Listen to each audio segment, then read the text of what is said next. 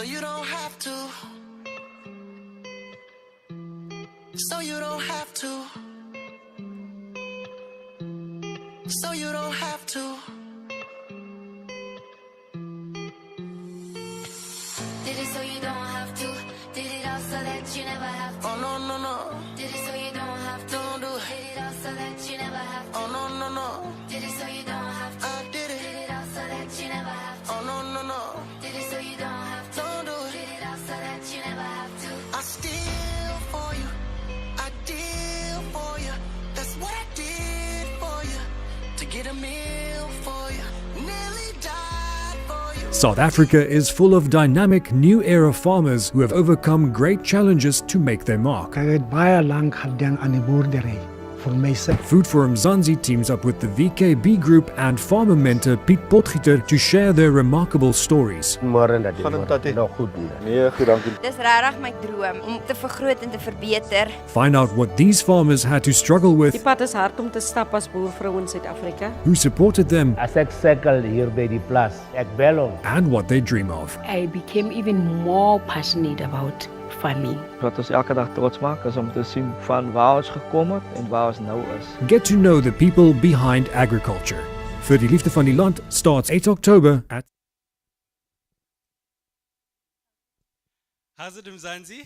My name is Duncan Masiwa, a journalist at Food from Mzansi, and welcome to the first virtual Agri Career Fair hosted this year. But I'm not flying solo today. I am joined by the beautiful Ms. Dawn Nomdu. Hi Duncan, thanks so much for that beautiful introduction. It's great to be here and welcome again from my side as well to the Food for Mzansi Virtual Career Fair. Before we get started, we're about to go live, but we want to just chat to some of our learners that's attending here today, and it's so exciting to have them with us. I'm going to ask them a few questions, and feel free to engage the audience here as well. If you want to ask them, pop them a question as well. But we're going to ask them quick questions. Basically, tell us who you are and where you're from. Hello, my name is Alistair Matthijs. I'm a newborn. I live in Wellington and I am from Carterville, known as Igoli also. I'm here today with my group, believe we can do with mentorship program. Wellington! Welcome him. Hi everybody, my name is Arushan. I'm at Charleston High School. I'm from Paul and I'm with my team. Justin Hill, hi! I'm Alshin Rilo and I come from Paul and I attend La Rochelle High School. Go La Rochelle. So we have a dynamic group here. Thank you to the crowd. Cheer for them. So give nice excitement. We want the excitement. Yes. Okay. So let's start with the first question. What did you have for breakfast? I had some millie-meal pap and a cup of coffee. Millie-meal pap. That's the way to start the day. And where do you think that came from? I think it came from a farm somewhere in Wellington. Don't know how, but from a farm. He doesn't Somewhere know in how, Wellington. but he knows that it comes from a farm somewhere in Wellington. And if you had to describe that farmer that gave you that millie-meal pap, what would you describe that farmer as being? I would describe it as a big boer with some swords, huge legs, a lot of hair on him and a big head. Do you guys agree? Yes, no? Why a Do you big guys head, agree? though? I'm interested to know why a big head. A big head. Maybe he meant to say a big hat. Yeah, a big head. A big hat. Okay, a big hat. And are you excited about today? Excited with today. We're really happy to have you with us. And then Duncan, a special? A special? Can you dance for us? He needs to do a little jive. A special? I say give it up, give it up, give it up. Hey, hey.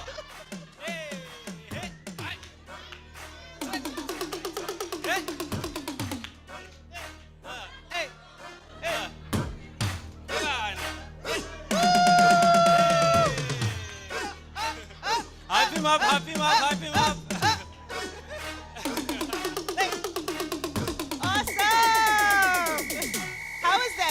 How was that? Yay! Woo! I think he was struggling because he said he wanted to jig. He wanted to jig. He wanted to jig. Okay. Next. Right. And you, darling? So what did you have for breakfast this morning? A cup of coffee and only a cup of coffee. No food. No. She's a bit shy. She had a cup of coffee. Where do you think that coffee came from? Probably from a farm. A farm. Okay, she says a farm. And what do you think that farmer looks like? Do you think that she can look like me? No. No, she says no. A farmer can't possibly look like me. Why can not? It? Because he's a person. Okay, and are you excited about today? Yes. Very excited. Okay, awesome. Can you do a little Mzansi jive for us? Come no on, Mzansi high five. jive. No Come on. Mzansi jive. Okay, I'll okay, join you. okay. Well, She's coming, she's coming. Hey! Here we go. Okay, I'll be with you.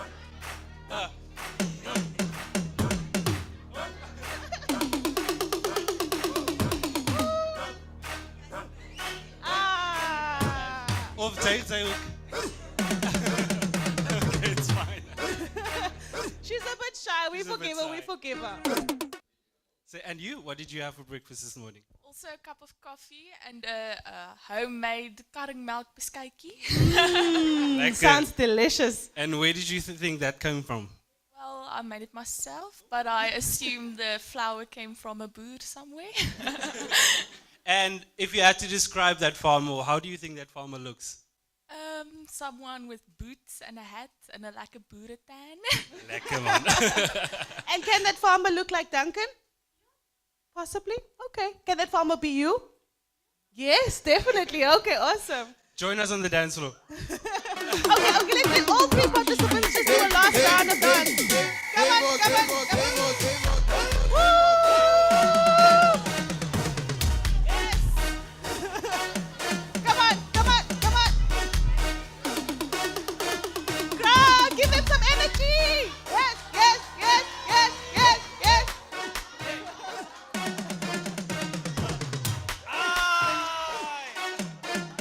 Okay.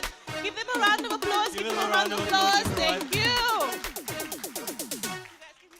Thank you so much for participating. Thank you, thank you, thank you. Right.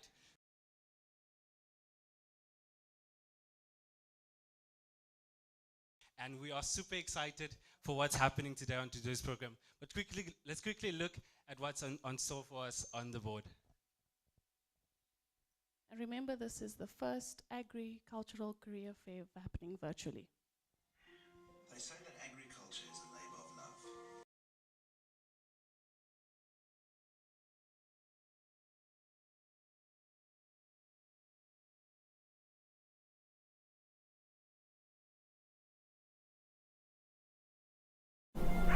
love. They say that agriculture is a labor of love.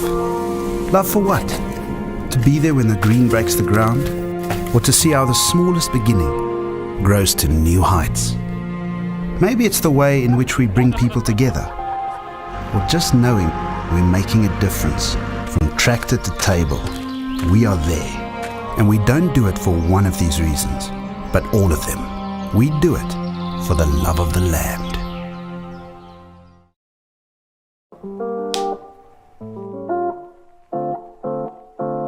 It's true, the thing about creativity is that sometimes like you're too direct with it, you almost kind of clamp up.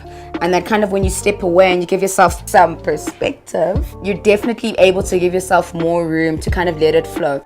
Having a career in filmmaking is very difficult for any person. It's particularly difficult for women and particularly difficult for women of color. My message would be for people to know that you don't have to get it all right now. It's okay if your life isn't perfect right now and you're struggling now and you're having to take other jobs to make it work. We're playing a very long game and a healthy career takes time to build. You don't have to peak in your 20s. And if you only make your best work in your 40s and 50s, you still will have made your best work. Things that seemed like they were mistakes at the time or detours at the time really were just part of the journey and helped me better understand what I do now.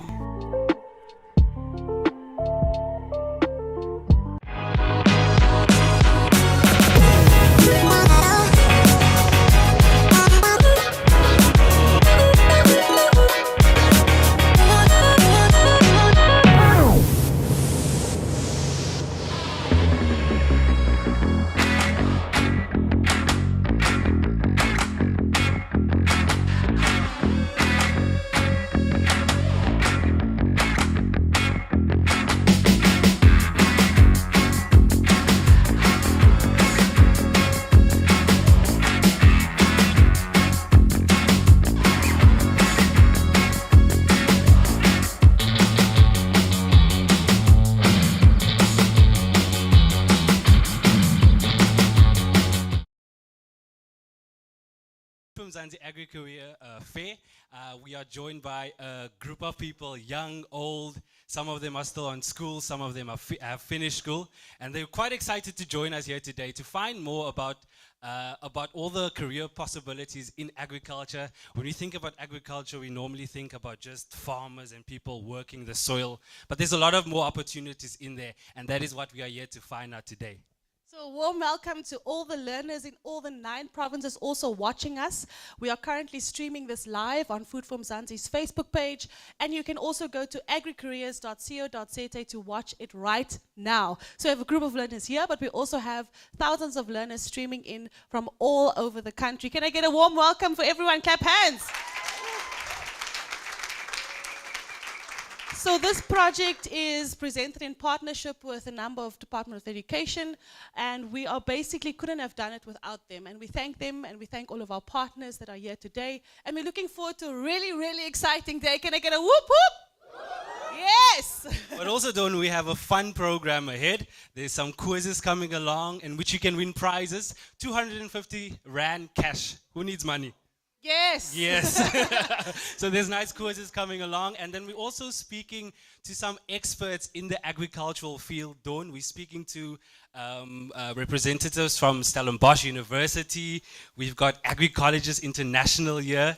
And we've also got Agri Western Cape and then, of course, Agri Expo. So I'm looking quite forward to that. And so remember, the platform that we're launching today will be available for 12 months. So you will have access to all of this information and resources for a year. So this is really exciting stuff, and we're so happy to have you with us. But we're going to get started. When you came in, you received a little booklet. For those that don't have, please share. For the viewers also watching, the questions will be up on your screen at the moment. This is our first activity. It's a quiz. I know you guys are on holiday. But hopefully you've woken up with the fresh coffee that you had this morning. So you'll have a quiz 1. Can everyone find it? Have you located it? If you don't have, please share with your neighbor. Don't you have one? Okay. Perfect. Everyone settling in. You also received a pen when you came in. So remember, this is for a cash prize of 250 Rand. And we'll announce the winner after the event. So you can ask a friend. Okay, so question number 1. Are you guys ready? Everyone has their pens. And then when you're done, we will have people collecting it. And please write your name and the name of your school or the organization that you're part of at the back, okay? So question number 1, Duncan. So question number 1 is, I bet you can't guess how cashew nuts grow. Does anyone know how cashew nuts grow? Dawn, do you know? I'm not sure. I'm guessing on a tree. You think so? I can't be sure. Tell us. Write your answers down.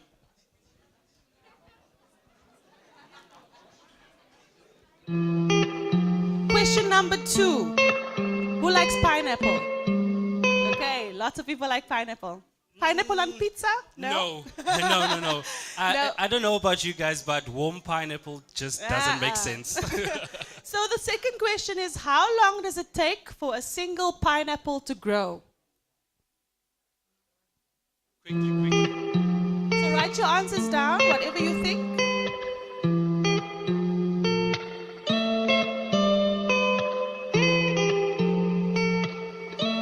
Third question is, which is the I have to do bad, the odd one so out? you can do better. Banana, watermelon, strawberry, or cucumber? Which is the odd one out? Young to understand or even know better.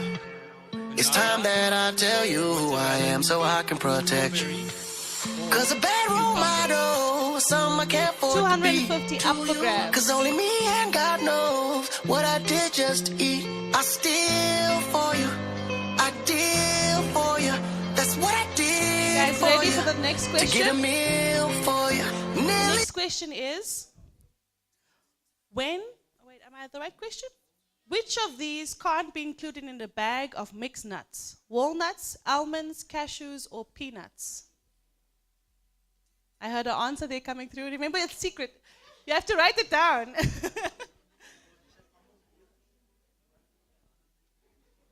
Everyone's hard at work here. Duncan, do you know? I don't know. I'm looking at the question. I'm wondering. Are you a nut guy? Do you like nuts? I love nuts. I think it. Maybe I shouldn't say the answer. No answers. So next question is, when did humans start farming? When did humans start farming?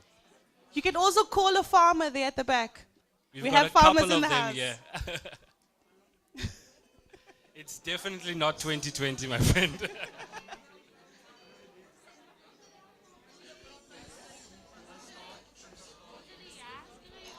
Maybe tell us what century.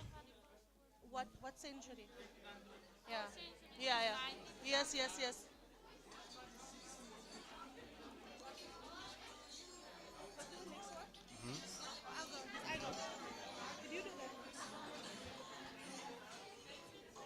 Okay, the next question is question 6.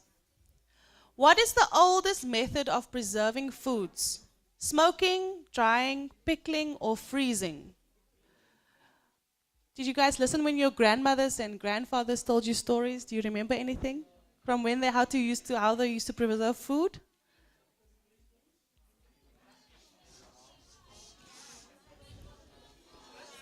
I think these two over here might stand a chance to win. They're quite focused. We'll see, Duncan. We'll see. Remember, we're also streaming this live on Facebook, so if you're watching on Facebook or on agricareers.co.za, you can also play along with the quiz. This is our first quiz as part of our activities for today's session, and we're really looking forward to the engagements further, Duncan. And if you haven't liked the Food for Mzansi pages, make sure that you like it on social media, Facebook, Instagram, and Twitter as well. Next question. Okay, so for this one, I hope I get the name right. From what plant did Andreas Sigismund Margraaf extract sugar in 1746, leading to the development of an industry, sugarcane, sugar beet, apples, or oranges? Let's go through that again. From what plant did Andreas Sigismund Margraaf extract sugar in 1747, leading to the development of an industry? So your options are sugarcane, sugar beet, apples, or oranges. 250 rand cash to remember. Do you know the answer, Duncan? I have no idea.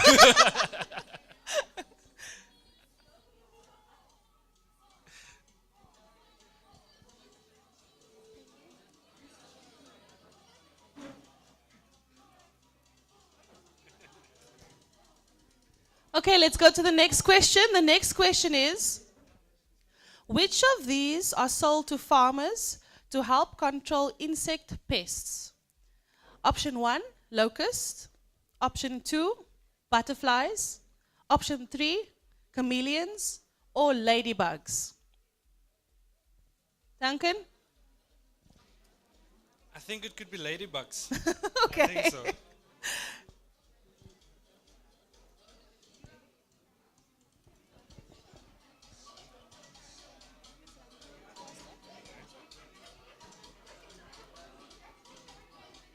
Right, question 9. Which of the following isn't an agricultural product? Which of the following is not an agricultural product? Your options are beer, tomatoes, wheat, or footwear. Which one of the following is not an agricultural product? Beer, tomatoes, wheat, or footwear?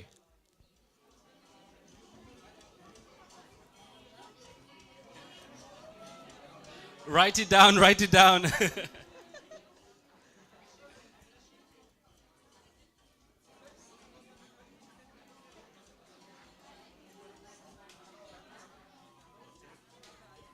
And then the last and final question for quiz 1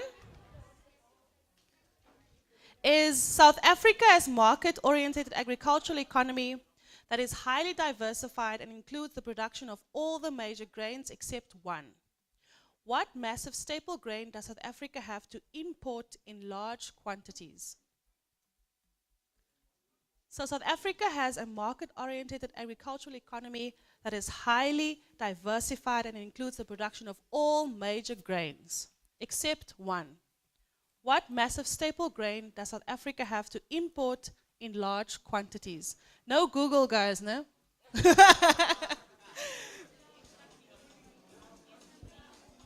Okay, so if you're done, we're going to collect them. Please remember to write your name and the name of your school at the back, and we'll announce the winner at the end. Anna, julle lief goedjies. Okay, so next up, as they're collecting, we're going to meet our farmer. And I must say, I'm really impressed by this guy. He's so, I met him about a year ago, just over a year ago, and he is just making waves in this industry, Duncan. I absolutely love this guy. His journey into the agricultural sector has been amazing. And despite challenges, he's still pushing forward and he still keep going. And I absolutely love this guy. Let's quickly introduce you to our guest for today, Byron Boyson, who is a hydroponics farmer in Kraaifontein. Welcome, Byron Boyson. Can you give him a round of applause? Woo. Yes. I feel like he's going to dance. Is he going to dance? Is he going to...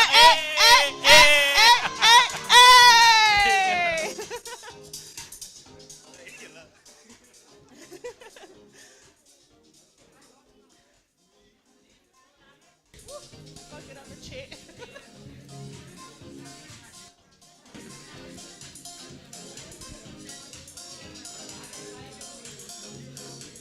Benny, hier sit jy eens beter op die camera. Okay. Sal jy 'n foto vat met die sal?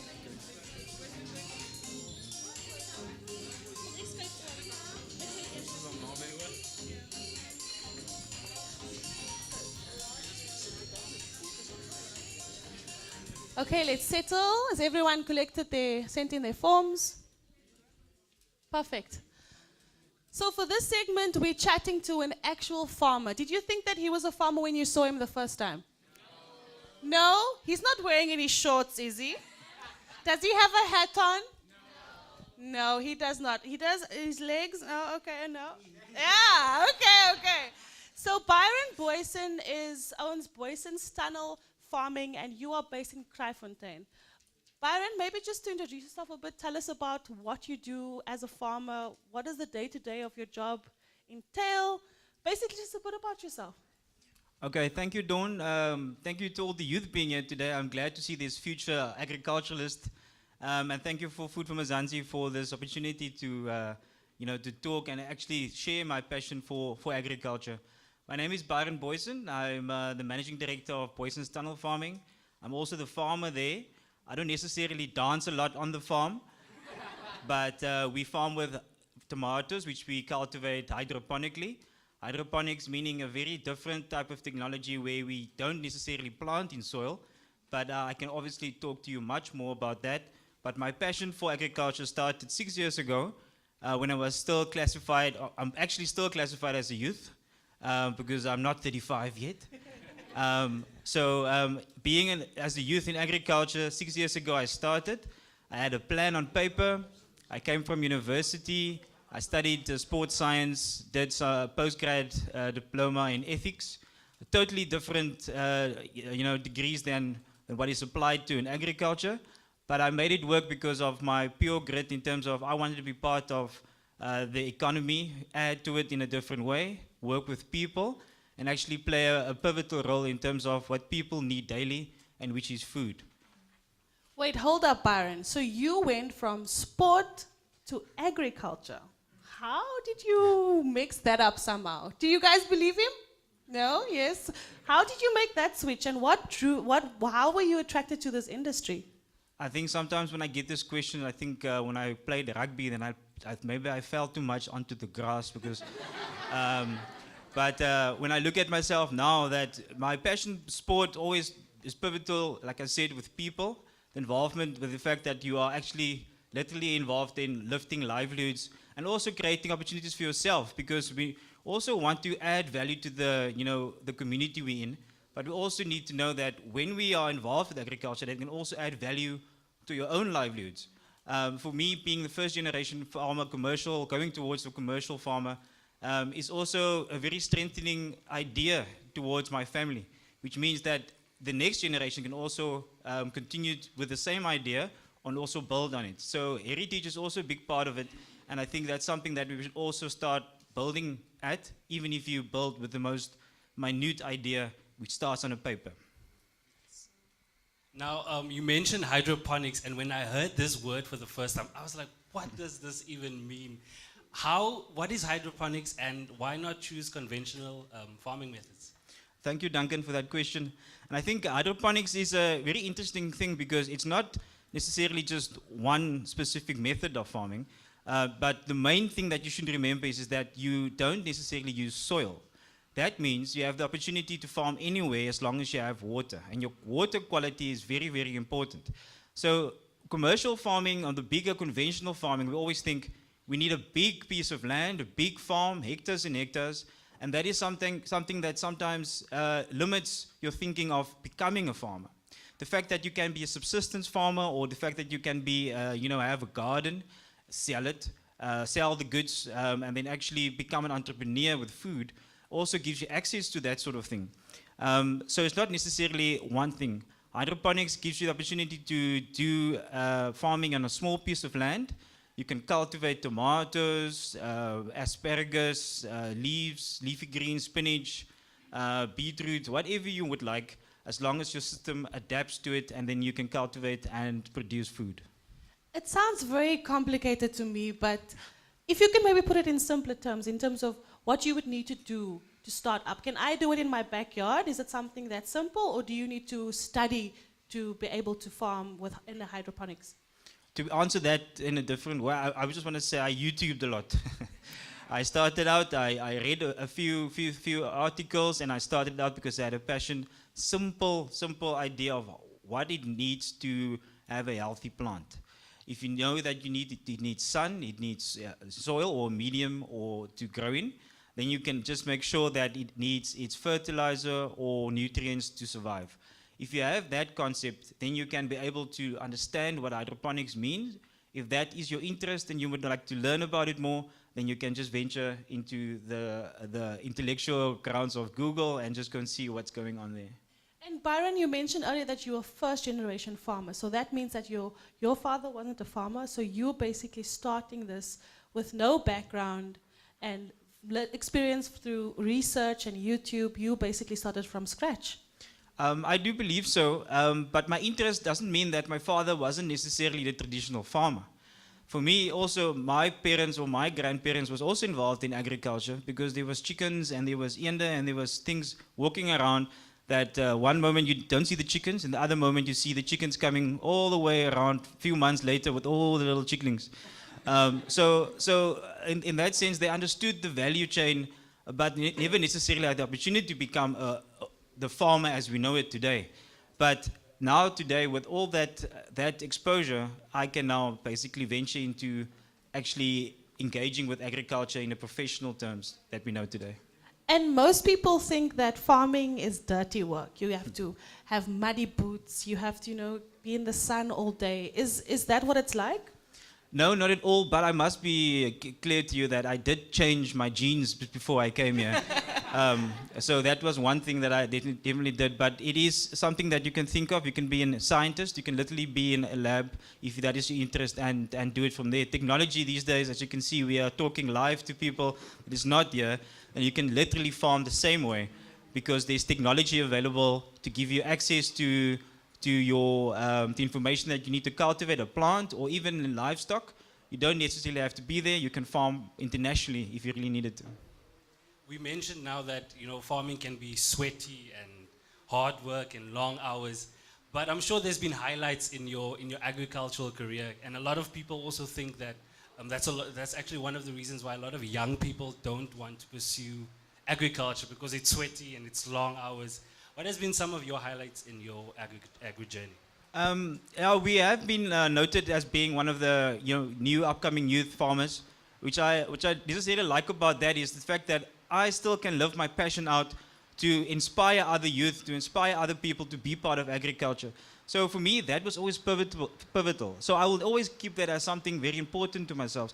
Highlighting is also just being fact that we actually do produce food and it actually going to the market. So for me, that is already a win, the fact that you're a contributing member. Byron, your story is absolutely amazing. So I just want to say one thing. Can we give Byron a round of applause? Thank you, guys. Thank you. Are there any questions from the crowd? Anyone would like to ask something? No questions?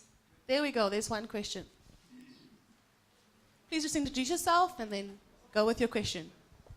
Hello, Byron. I'm Monica. I'm asking it as if I am 18 years old right now and not the 50 that I am. Is there money in agriculture? Thank you, Monica, for your question. There's definitely money in agriculture. I think you obviously need to do the whole check. As an entrepreneur, you need to see if there's a need for your product. If there's a need for your product, people are going to buy it. It's simple demand and what's it? Vraag en aanbod, supply and demand. So when you are able to identify the need, then there is definitely money in it. Tomatoes, for example, now, our world situation now as it is now, COVID-19, people have high demand for fresh goods. So fresh goods prices are extremely high now. So that interest is very important to look at. So there are many varieties of it, but money in it definitely. Professionally, to be part of agriculture, not necessarily just being a farmer. There's a lot of money in it as being a scientist, as agri-economist, any of those degrees that you can have through agricultural means. Any other questions? We have one question here in the front. Hi all, my name is Alistair Matthijs. I would just like to know what motivated you to keep going through the tough times? Yes, well done. Wellington, represent. Thank you for that question. For me, the resilience that agriculture requires definitely tests you as an individual. I think what keeps me going is definitely my belief system. I do believe that having the love from your parents, from your family, in that sense, is important to me. The fact that you have a passion towards contributing to people is a passion to me. The fact that you do not want to fail yourself. So self-belief and also having a clear root in your religion, making sure that you have your root system really literally rooted deeply into the soil. Any other questions? There's one there in the back. Please just introduce yourself and then go with your question. Hi, I'm Nogu Bonga. You can call me Noku. Just two questions. Firstly, what has been your challenges in having to start up your own operation? And secondly, what advice can you give young people who want to start their own operation? Thank you. Thank you for that question.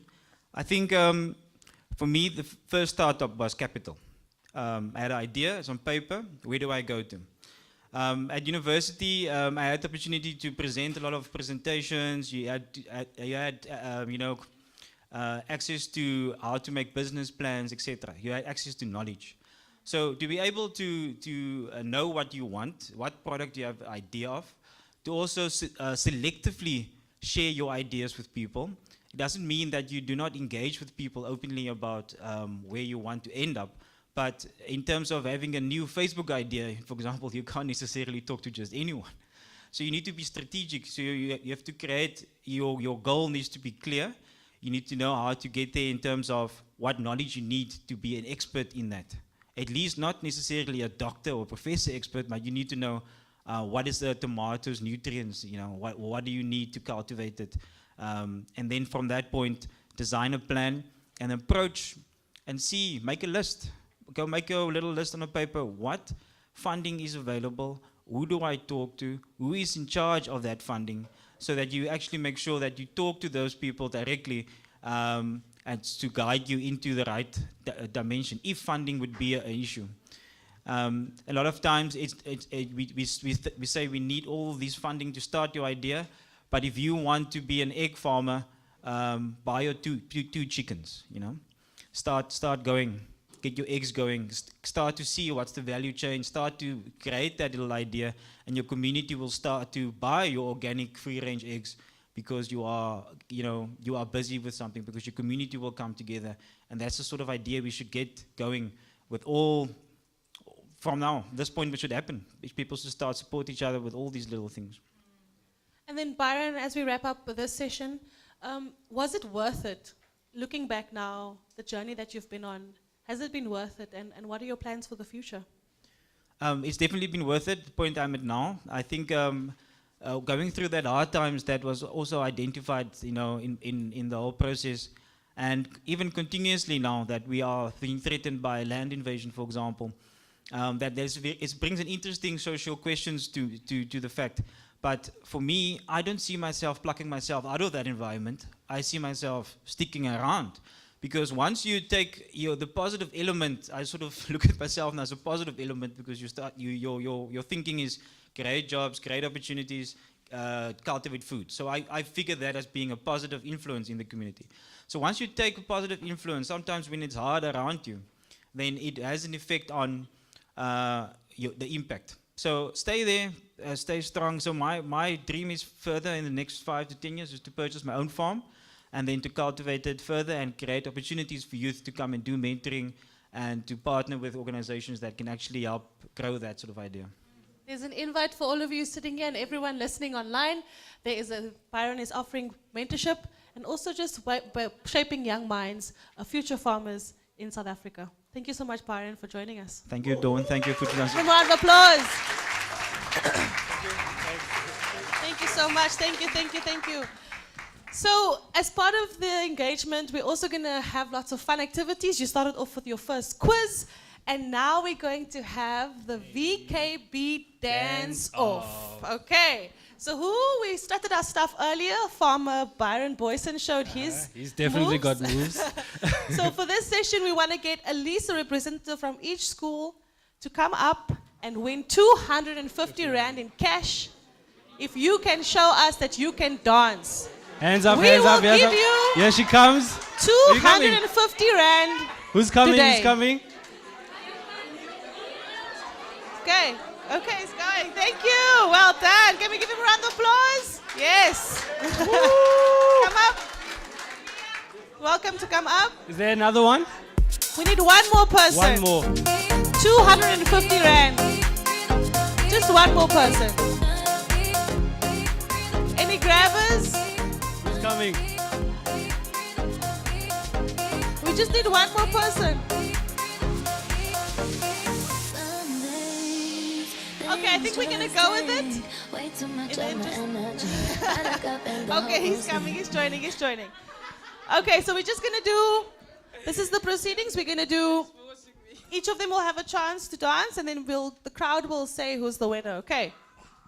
So DJ, can we get that jams? Who's eerste?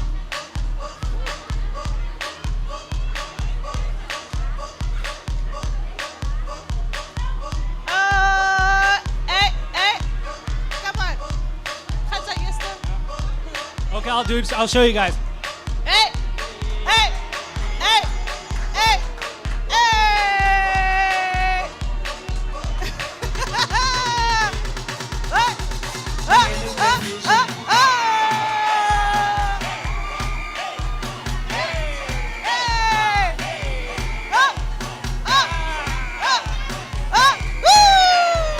Next one. Next one.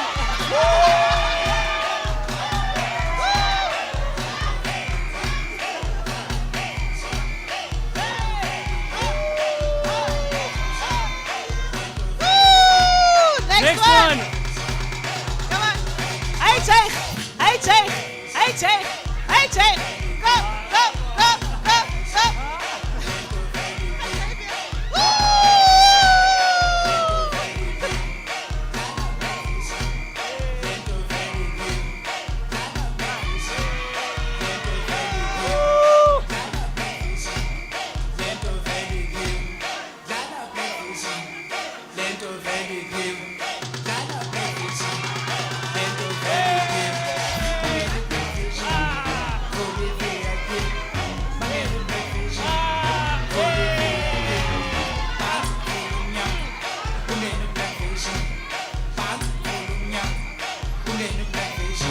This is Agri. Hey, hands up. Oh!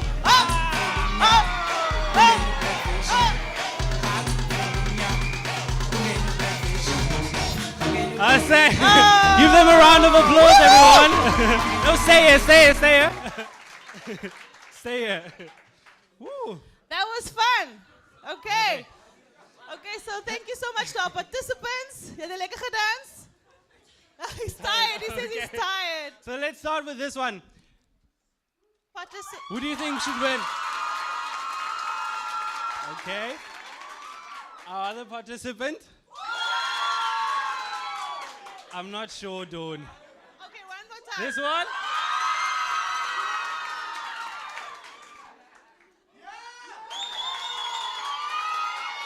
I think there's a clear winner. Our lady over here.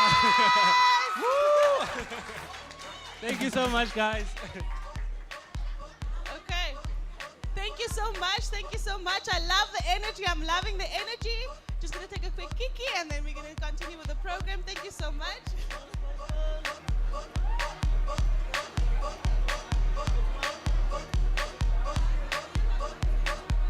Remember, there's lots of activities happening today. You can all stand a chance to win.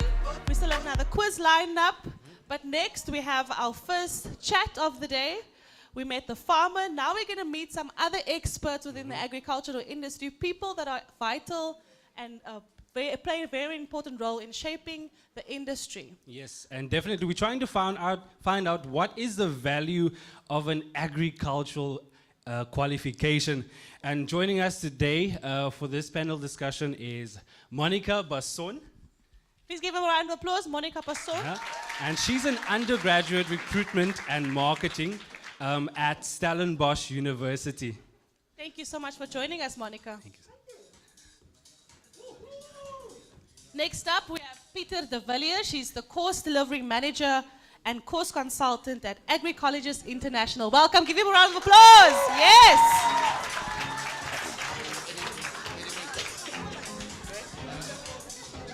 Also joining them is Jannie Strydom. He is the CEO of Agri Western Cape. Give him a round of applause.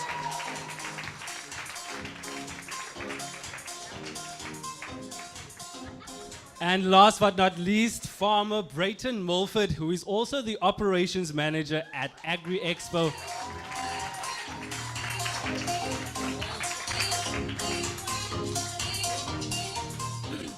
We also have on this panel, Duncan, we have Tanya Okam. She's the communications manager at Cotton SA. Welcome, Tanya.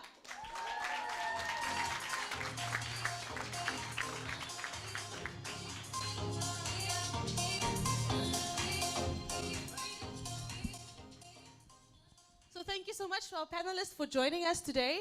To start off the session, maybe I'll ask everyone to introduce themselves, tell us a bit about what they do and where they're from.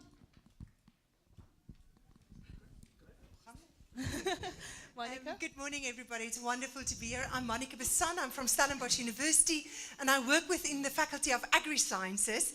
And I know many of you here might not be thinking of agriculture, but it's an extremely exciting world with amazing opportunities for young people within our South African context. So whatever your perceptions are that you came in here today, we hope that we're going to change that, or at least that you're going to think differently about it and realize the opportunities within it. We need you. There's opportunities for all.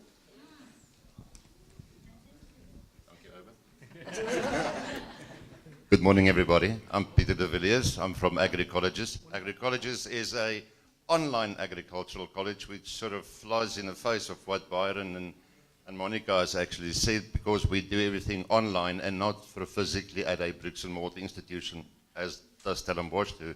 But we just saw an opportunity to bring agriculture to your rural areas and to people who can't. There's limited opportunities in bricks and mortar institutions, so we bring it to the people in rural areas and wherever you are. And also, once you've started working in the sector, if you join Byron's farm in the future, and you actually want to do a course while you study, you can do it online with us while you are still earning money and being employed. So that is what we do, and we can talk more about that later. Thanks. Yeah, good morning, everybody, and yeah, I'm Jannie Strydom, the CEO of Agri Western Cape. We're an organization called Organized Agriculture. I don't know whether you know about that, but I'm sure we're going to chat later about that as well. And just, thank you very much, Food for Mzansi, for this great opportunity and to have this audience here this morning. Unfortunately, we didn't get the opportunity also to jive in here, Brighton, but probably later. Thanks for the opportunity.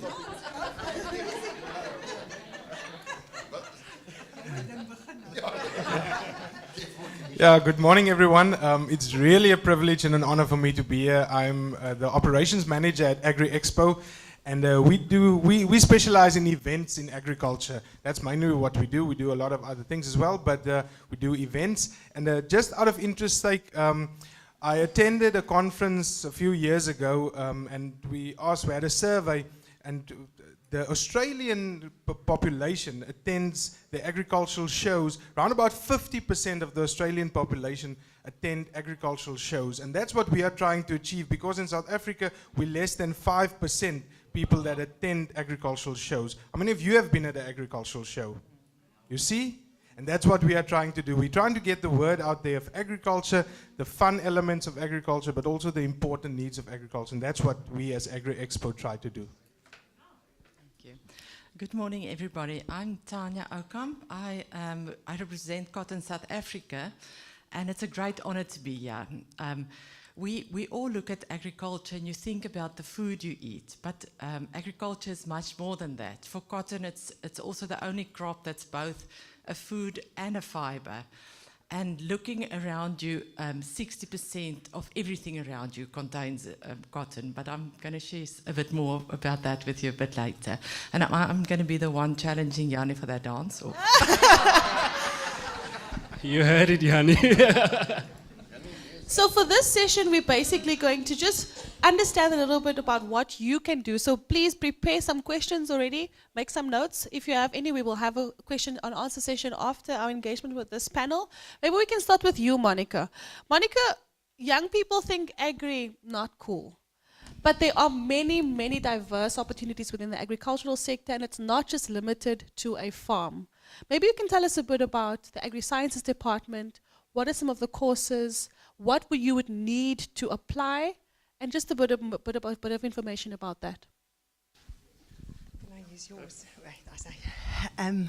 Okay, now I have to be careful not to take over the whole slot and talk for 20 minutes, because I would love to do that. You can do the dancing, I'll do the talking. I think what is important, first of all, is knowing that agriculture is science in practice. Basically, what we do is, if you study agriculture, is you find solutions for real-time problems. You are not helping the one person that is sick when you become the medical doctor to solve his flu problem or the COVID problem. COVID is slightly bigger than just one getting flu, but you find solutions that is going to impact all of our lives. We talk about food security, we talk about climate change, we talk about preserving soil, using our water resources wisely, and those are all problems that we have. We need scientists to solve those problems. So don't think in terms of becoming a farmer or a farm worker. We don't train that at Stellenbosch University. We train scientists to work alongside farmers to find problems for real big problems that's going to impact all of us. To study at the university, and perhaps I can just say that Stellenbosch University is the top university for agricultural studies within the African continent. We are rated in the top 50 internationally, so it is a very good place to go and study. You need to have, because it's a science degree that you're going to do, you need to have maths and physical sciences at school level. You need to get good grades to get into those programs. And we've got 11 departments, so it can range from forestry and wood sciences that we don't know much about here in the Western Cape because we don't really have forests. It includes genetics, it includes food sciences, it includes your plant and soil sciences. So there's 11 departments, there's many programs that you can go into. into. We've added a brochure on your chairs about the programs that we're going to do. And I think what is also important to know is that it's within the scarce skills field, you know. If you think of how many students go and study, every university within South Africa has got a department or a faculty of economic and management sciences, and you can go and study marketing at the University of Technology, and you can go and study it at a college. You can imagine how many students exit tertiary education with that kind of degree. Within agriculture, because it's a scarce skills, there's very few students that actually exit with a degree within those fields. And if you are part of a scarce skill, that means that you've got an opportunity that nobody else is going to have, because you sit with expertise, you sit with knowledge, you sit with an advantage point that is very difficult to match. So if you are interested in the biological sciences, if you want to help people, if science is your course, then at least consider it and look at those problems. Programs. There's really amazing opportunities within that field. Thank you so much, Monica. I love what I do. Is my mic on? Okay. I want to chat to you, Peter de Villiers from Agri Colleges International. Feel free. I mean, a year ago, we didn't think that studying agriculture would be possible virtually. Now we can study it online. How does that work? How am I able to study Well, to be quite honest, 2 years ago, we didn't think so either. But no, we realize and we recognize that sort of university education, tertiary education isn't accessible for everybody. I mean, there are plenty of people who just simply, let's call it spade a spade, can't afford it, or geographically is too far away, and can't, or have to support a family or a community and can't get away and actually go and attend a bricks and mortar institute like Stellenbosch. So our founder, Howard Blight, saw an opportunity and said, let's take education to the people and do it online. So we do a blended learning scenario whereby you do the academic part, the content, but you also have sort of practical interventions, where practical tasks and assignments that you have to do. So we keep the hands-on approach. But it's working on we've got 3 tiers of courses. We've got our introduction courses, then the fundamental courses, and then our flagship National Certificate 1-year course. Now, as part of your National Certificate course, you have a 1-week practical block that you attend either in Tsanin, or we are at the moment trying to look at various other venues to bring it closer to the people, where we do like good agricultural practices, we do crop production, we do animal production, all with the students practically. So that's the only students that actually have to leave and to come to us. The rest of the courses are all done online, and it's written by subject matter experts in an association with, I think, Stellenbosch University also played a role in the development of the courses. So yes, we're finding, and much as COVID played a role in anybody's bottom line, I think post-COVID has been kind to us in as much as people now realize that online and distance is the way to go. So it's becoming more and more, and we can actually see it from the first intakes post-COVID, or post-hard lockdown if you want to. We could see our numbers picking up drastically. So we're excited about the future. So yeah, it's working for us at the moment. I think what the year has showed us is definitely that studying online or doing things online is definitely possible. With that said, what are the options in terms of as a student completing my course at Agri Colleges International? What options do I have, in terms of career opportunities? Where can I venture into? Well, let's say it's less scientific than at Stellenbosch, but I mean, we teach sort of for emerging farmers, for existing farmers, and a lot of your bigger corporations. I mean, we cater for the likes of ZZ2 and the bigger corporations, and their sort of staff development and upskilling of their staff already busy working for them.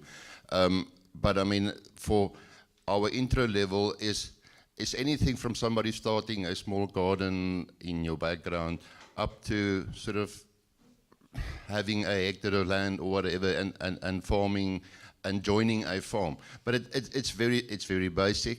But once you start going into the fundamentals, which is more in-depth, and then your national certificate, I mean, the sky's the limit. All aspects of farming are actually covered. So you can either become a farmer self or join one of the ancillary industries around farming. So nothing is stopping you. I know there will be some corporations that actually say we insist on people having a degree, but there are as many farmers who actually need somebody with a hands-on education that has a qualification, not so much the scientific, you have to have biology and science and maths, whatever. It's not part of our criteria. I mean, for us, to enter at Agri colleges, anybody with grade 10 can do our national certificate, which is on NQF4 grade 12 level. And there's no subject requirements in specifics. Before you do the year course, you do like a little assessment course online, which is numeracy, literacy, computer literacy, just to see will you be able to. But that's the only requirement there is. So you're not, for one, and admitting it, yeah, probably not the right platform, but I mean, made the wrong career choices in grade, what was it, standard 8 at school already. I mean, but you never had a chance to rectify that because your subjects were just not. And in grade 12, our headmaster said to me, you will no longer have science. So I thought, okay, thanks for that. But I mean, now that if we don't have subjects that you need to have, you can still do our course. And in future, we will also be doing NQF5, and then as the demand grows, we will continue upwards. My next question is to Yanni. Yanni, maybe you can tell us about some of the new technologies in agriculture. The world is changing so fast. You know, we're living in the Zoom era. What would you say some of the new technologies and maybe and some of the new opportunities within the sector, specifically for the young people that's listening and for the young people that's here today? Yeah, thanks, Dawn. That's quite a difficult question. But I think if you think this morning that there's no technology in agriculture, you're making a huge mistake. You all heard about the fourth industrial revolution, and there's great prospects in terms of for the agriculture sector there as well. Like you rightly said, in the lockdown, we had to have meetings virtually. That's just part of it. We had 3 weeks ago, our first annual Congress virtually in the history of our organization. So quite challenging, but a great experience. So with regards to technology, we see drones being used very comprehensively these days in farming. And we're talking about precise farming, precise agriculture farming with GPS systems, where your implements are being preset with GPS coordinates, and they're working the land. So there's major opportunities in terms of technology within the agriculture sector. Some of the technology we don't welcome at this stage, I must say. I've heard the other day about the blood cell that was used in a laboratory to create a hamburger patty.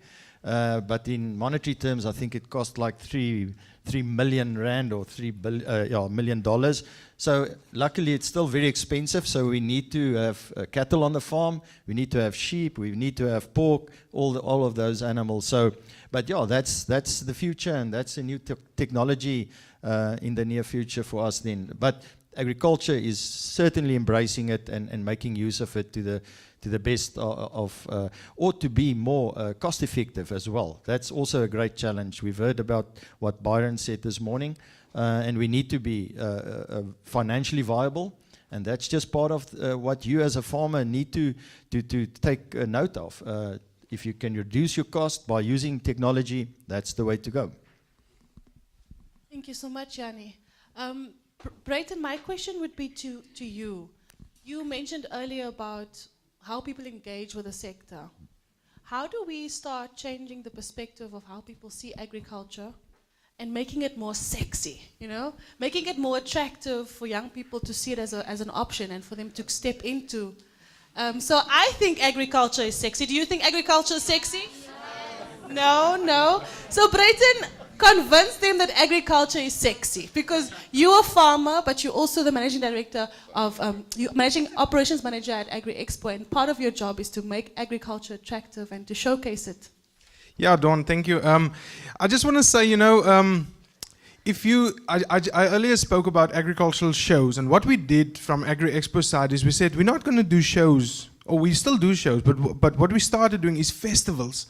And isn't a nice beer festival, I'm not speaking to you guys, I'm speaking to the online viewers, but festivals is cool. It's cool to have a cheese festival. It's cool to have a bread and beer festival. It's cool to have an olive festival. That's what people like. And that's the one thing that we are trying to do at Agri Expo, is to make agriculture cool and sexy, and taking it to the consumer. But I also think there's a need that everyone in the industry needs to make agriculture cool and sexy. Just look at this, what we are doing here today. This is sexy. This is making agriculture sexy, and that's what more people need to do. I mean, we can dance in agriculture. We can jive in agriculture. We can do a lot of things in agriculture. With us, we've got IT people that's in agriculture. We've got marketing people that's in agriculture. We've got events managers that's in agriculture. So I think agriculture is already sexy. We just need to get the word out there. Tanya, you spoke about how diverse and dynamic your industry is specifically. Maybe just some of the opportunities that young people can tap into, and also just how interested it is in terms of making it more accessible to young people to step into at the moment. So when people hear cotton, they think about denims and T-shirts, but it starts at the farm. So the industry is from farm to fashion. And as Monica said, it's about science and technology. And technology is not only IT technology. Technology is also developing the right seed and the right cultivar to create the right fiber. And with that, there's a lot of science going in. If you look at the whole value chain, starting at the farm where you physically plant it, you've got the farming opportunities. And from Cotton SA side, they also do a lot of mentorship and development for emerging farmers. We've, ironically, the bigger part of our farming community are actually women. So earlier I heard the farmer is the Kortbroek and Valley's male type. For us, it's not necessarily that. And then if you work further up in the value chain, going to ginning, and then ginning also, it's not the thing you do with tonic. It's where they separate the fiber and the seed from each other. Extremely, extremely scarce skill. A lot of science with that. From the ginner process, it goes to a spinning. I was mind blown the first time I visited a spinning mill and looked at that's science next level. You will have new respect for a thread of cotton yarn if you see how much goes into planning that before you at the end of the day get fabric. Weaving, knitting to produce that fabric, dyeing, design work, making the clothes, fashion designing, then ending up in the retail sector. So it's so much more than the soil. But without the soil and the love of the land, we're not going to reach to the end of the garment. When I was still very young, someone said this, and that's a message I want to leave with all of you. The only place where you find success before work is in the dictionary. So whatever you choose and whatever career path you choose, it's about commitment, dedication, and hard work. And I know this is the launch of this event today, and as Monica, I can keep on talking. I actually get paid to talk. So I know very little about farming, but I know a lot about talking. There are going to be virtual expo rooms. So please, there's Cotton SA has got a specific cotton room where there'll be more information and further opportunities. There's going to be a lot of interviews with our stakeholders through the value chain. Make sure you visit those on the Food for Mzansi page and the Agri Careers page. You can also follow us on Cotton SA. Because you are the little seeds that we have to grow to weave this whole country together and to make Yes. sure that we keep on supporting our local industry and growing it from you people sitting here in front of me today. Round of applause for our panelists. I'm actually quite interested to know. I'm sitting here, I'm one of the students sitting here, and I want to get into the cotton industry. Where do I start? What do I study? And also, what are the opportunities in that space of the industry for me? So, yeah, as I said, it depends on which area in the industry you want to come into. If it's design work, there's some design studios. If it's farming work, there's the official farming study schools. If it's a mentorship program and a small farmer program, through Cotton SA, they do that development. But I don't think, if I have to speak about myself, I think I'm one of the very few privileged people that can say what I studied and what I do and what I love is exactly the same thing. My work is my passion, and that didn't start at school. Not one of the subjects I took at school contributed to who I am today, and I didn't have maths or science. When I was at school, those very fortunately weren't compulsory subjects. So sometimes, even if you're good in language, when I said earlier 60% of all textile and apparel products contain cotton, if you look at the oil in the fast food industry, that's cotton oil. I very recently learned something new. So even cotton has cellulose. Even condoms are made of cotton. Yeah, so it depends on where you want to come in, Duncan. What you should Sounds like there's definitely opportunities in that space. Thank you so much. We have one last comment from Monica, and then we'll wrap up this session. Well, I'm definitely looking different at cotton now. Definitely. I wanted to add to Tanya, the magic about agriculture is that it doesn't set you up for one specific career. You know, if you're going to study accountancy, you're going to become an accountant. And the choice that you make is in what type of firm you're going to work. You know, are you going to work for Deloitte, or are you going to work for KPMG, or are you going to work for a big pharma like ZT2, for instance, you know? But if you're going to study within agriculture, there is a world of opportunities. Just to use an example, because I saw it now on one of the posters, winemaking. Good wine is not being made in the cellar. Good wine is being made in the soil. So you need a soil scientist. You need somebody that knows how to protect the vines, how to lead it up to make sure that it's disease-free and that it is pest-free. Yes, somebody needs to prune it and somebody needs to harvest it in the end. And yes, it does go to a cellar to make good wine, and hopefully they don't mess that part up. But then somebody needs to put it in a bottle. Somebody needs to certify it. Somebody needs to put a label on it. Somebody needs to put a cork in it. Somebody needs to certify it. Somebody needs to export it. Somebody needs to sell it. Somebody needs to make a new product out of the waste products from the grapes, for instance, where the food scientist comes in. Agriculture is not setting you up for one specific career. Depending on your personality, you can choose within which field you want to go into within agriculture.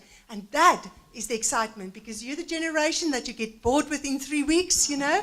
So there's the possibilities for you if you go within the applied sciences. Okay, one last comment, and then we have to wrap up. Guys, I just want to leave you with one thought that is nothing to do with agriculture, but education in general. There's a saying that goes, if you're not willing to upskill and to study and to work hard, nobody can help you. If you are willing to study and skill yourself, nobody can stop you. So keep that in mind on your careers ahead. Thank you. So agriculture is sexy. Yes, agriculture is sexy. So thank you so much to all of our panelists. We'd like to give you a small gift for participating. Thank you so much. Dance class.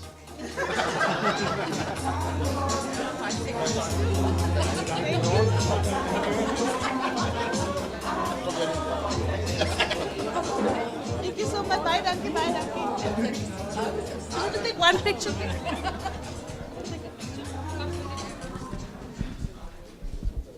So this is exciting. Thank you so much. We're really enjoying it. We're going to be... Okay, well.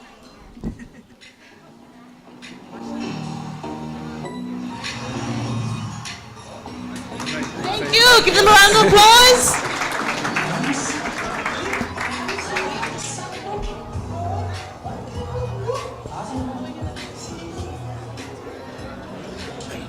Winner?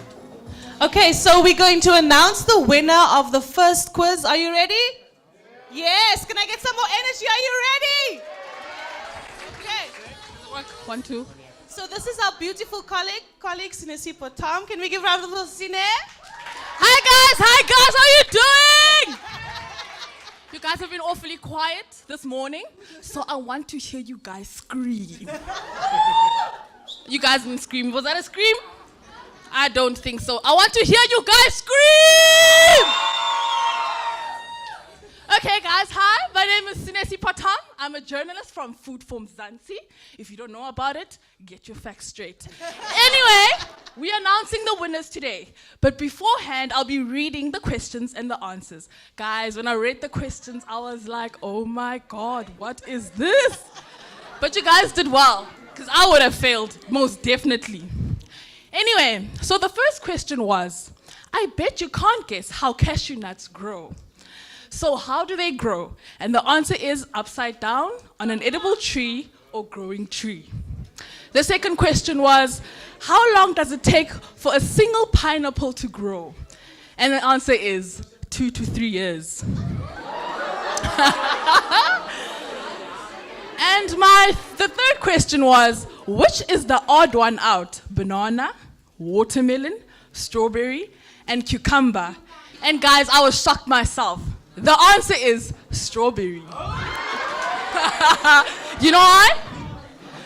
The strawberry is the odd one out because bananas, cucumbers, and watermelons are berries. Weird, right? I know.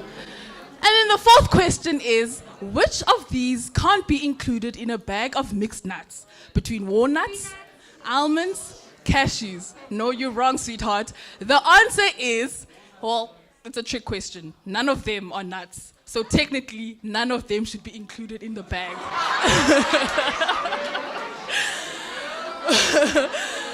And then my fifth question is, when did humans start farming? Guys, some of you guys said when Adam and Eve was born. Like, the answer is 12,000 years ago. And the sixth question is, what is the oldest method of preserving foods? Come on, guys, this is a giveaway. Come on now. The answer is drying. Biltong. Come on.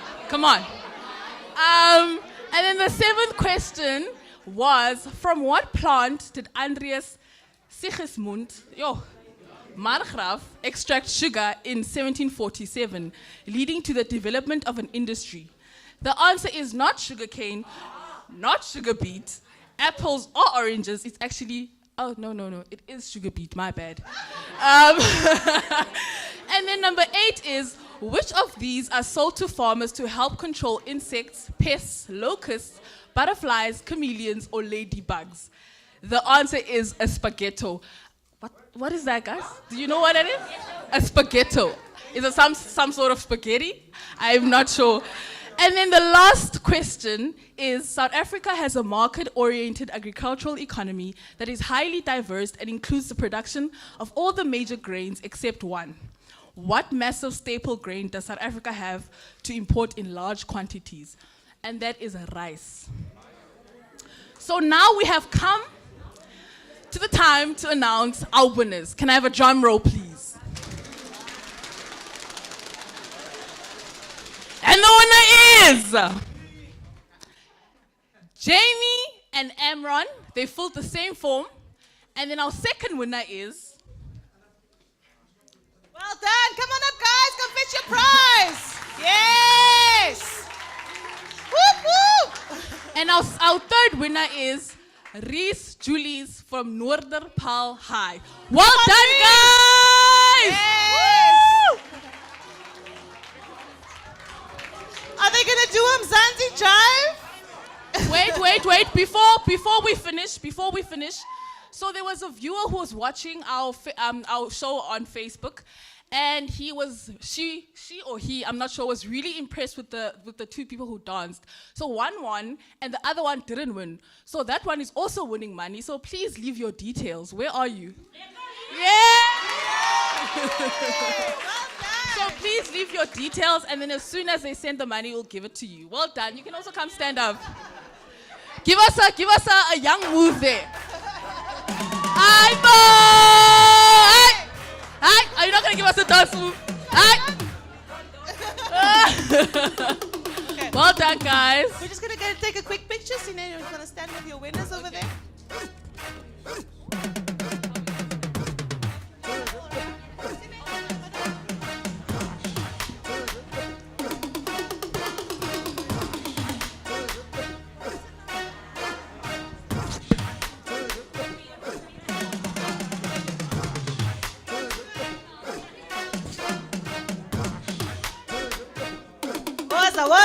Waza. Hey!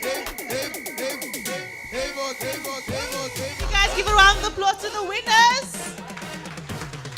And to Mzansi Patam. Yes. So this is the next part of today's proceedings. We're going to be doing our second quiz that will also give you a chance to win another 250 Rand cash prize. Are you guys ready? So you got a second quiz in your little books. Does everyone have their papers out?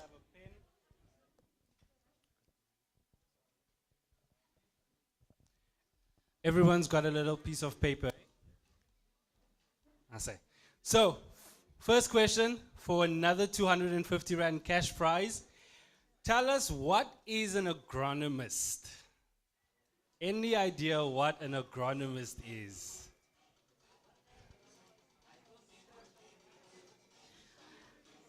And to people viewing at home or wherever you are, at the office, you're also welcome to participate.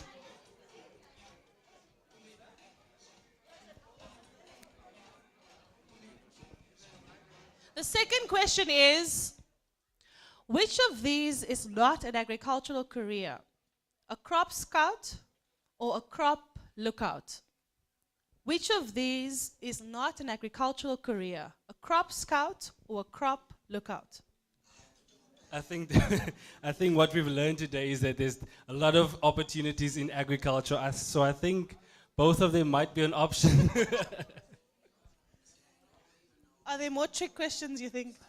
More trick I questions? think it's one of those trick questions.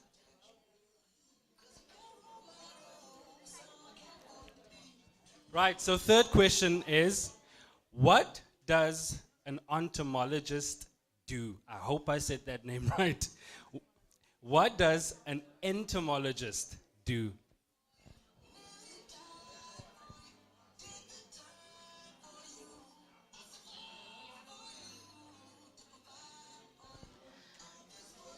And the fourth question is, what is a ginnery? And no, you can't drink it.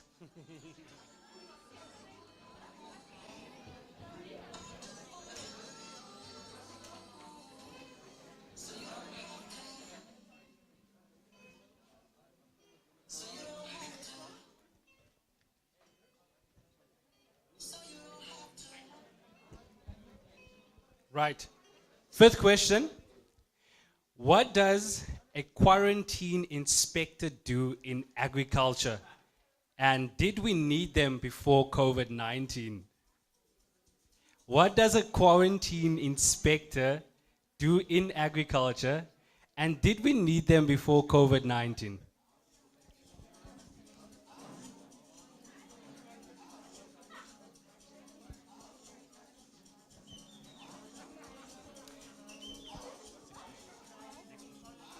And then the last question is, O is for enology.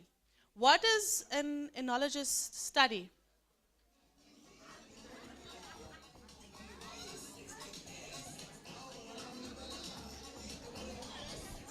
Right, so write those answers down and you stand a chance to win a 250 Rand cash prize.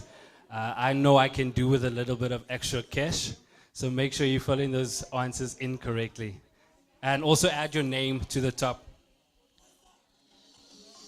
Once you've completed, just pass along your forms to the person at the end and we'll collect. Okay, so we're ready for the next part of our program. We're having our second chat. Yes, our second one. So this time we're going to be discovering the A to Z of careers in Agri. The A to Z of careers in Agri. And we'd like to welcome our guest up to the stage. Joining us for this discussion is Dr. Salia. He is the founder and director of Farmlands Veterinary Practice in Durbanville. Can you give him a round of applause?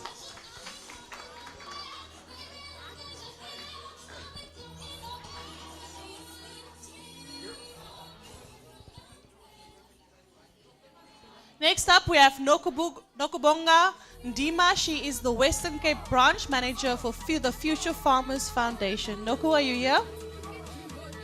She's still filling out her form. And then also joining us is Sinay Smith, who is the admissions manager of Agri Colleges International. Welcome, Sinay Smith.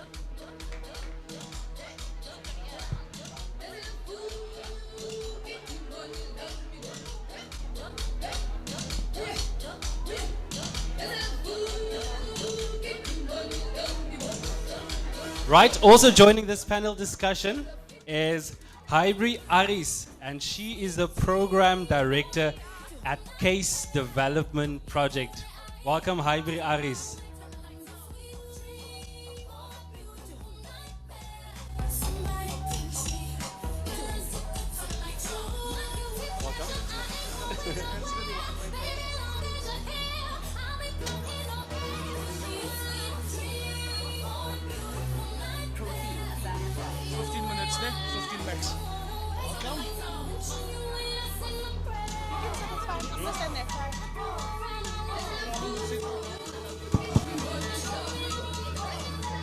Okay, is everyone settled?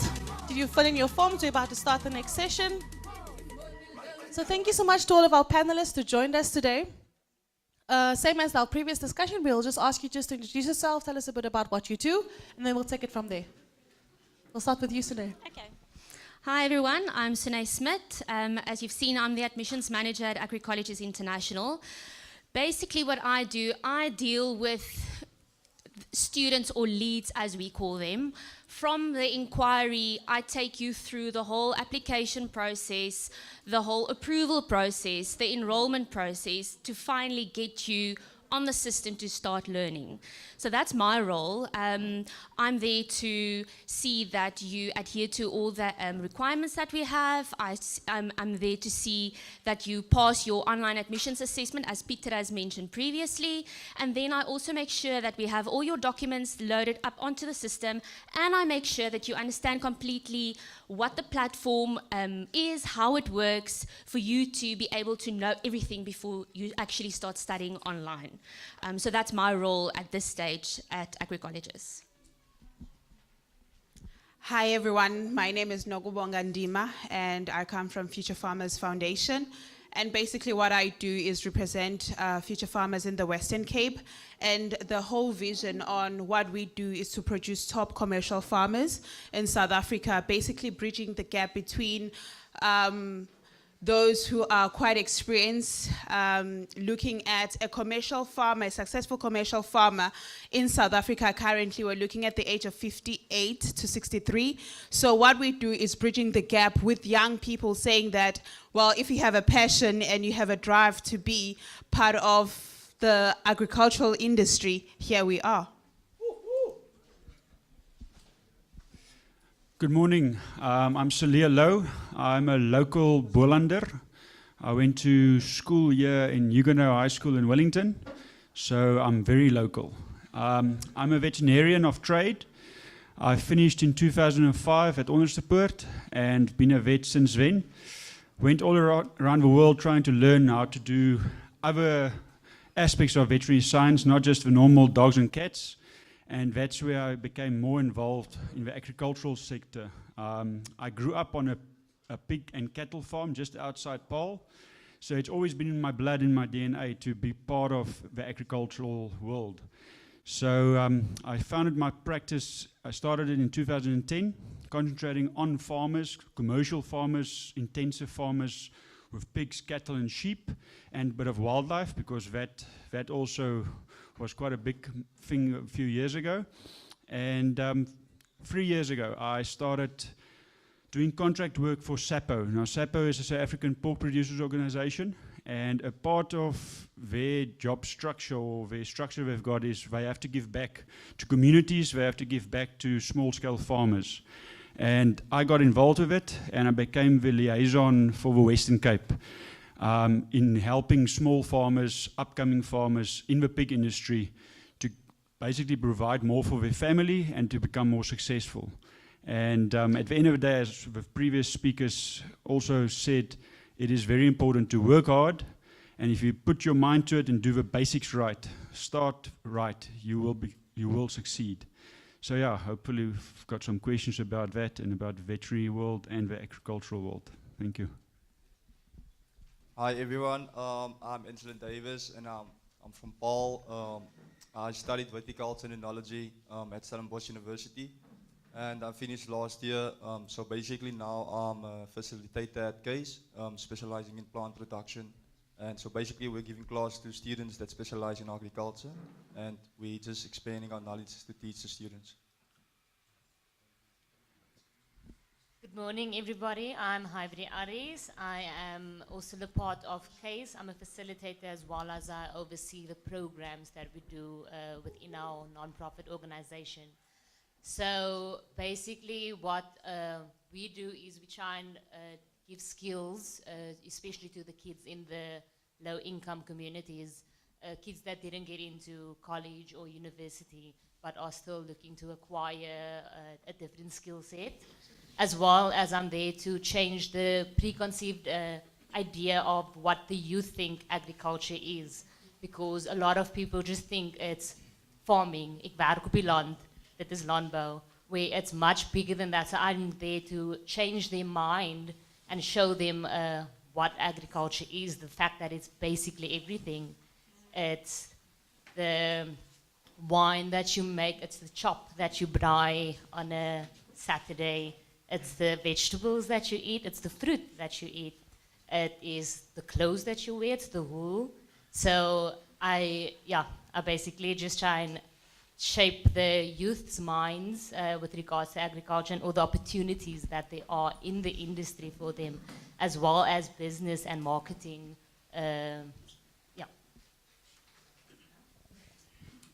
Maybe we could start with future farmers. Noku, what are some of the requirements that you'd need to join your organization?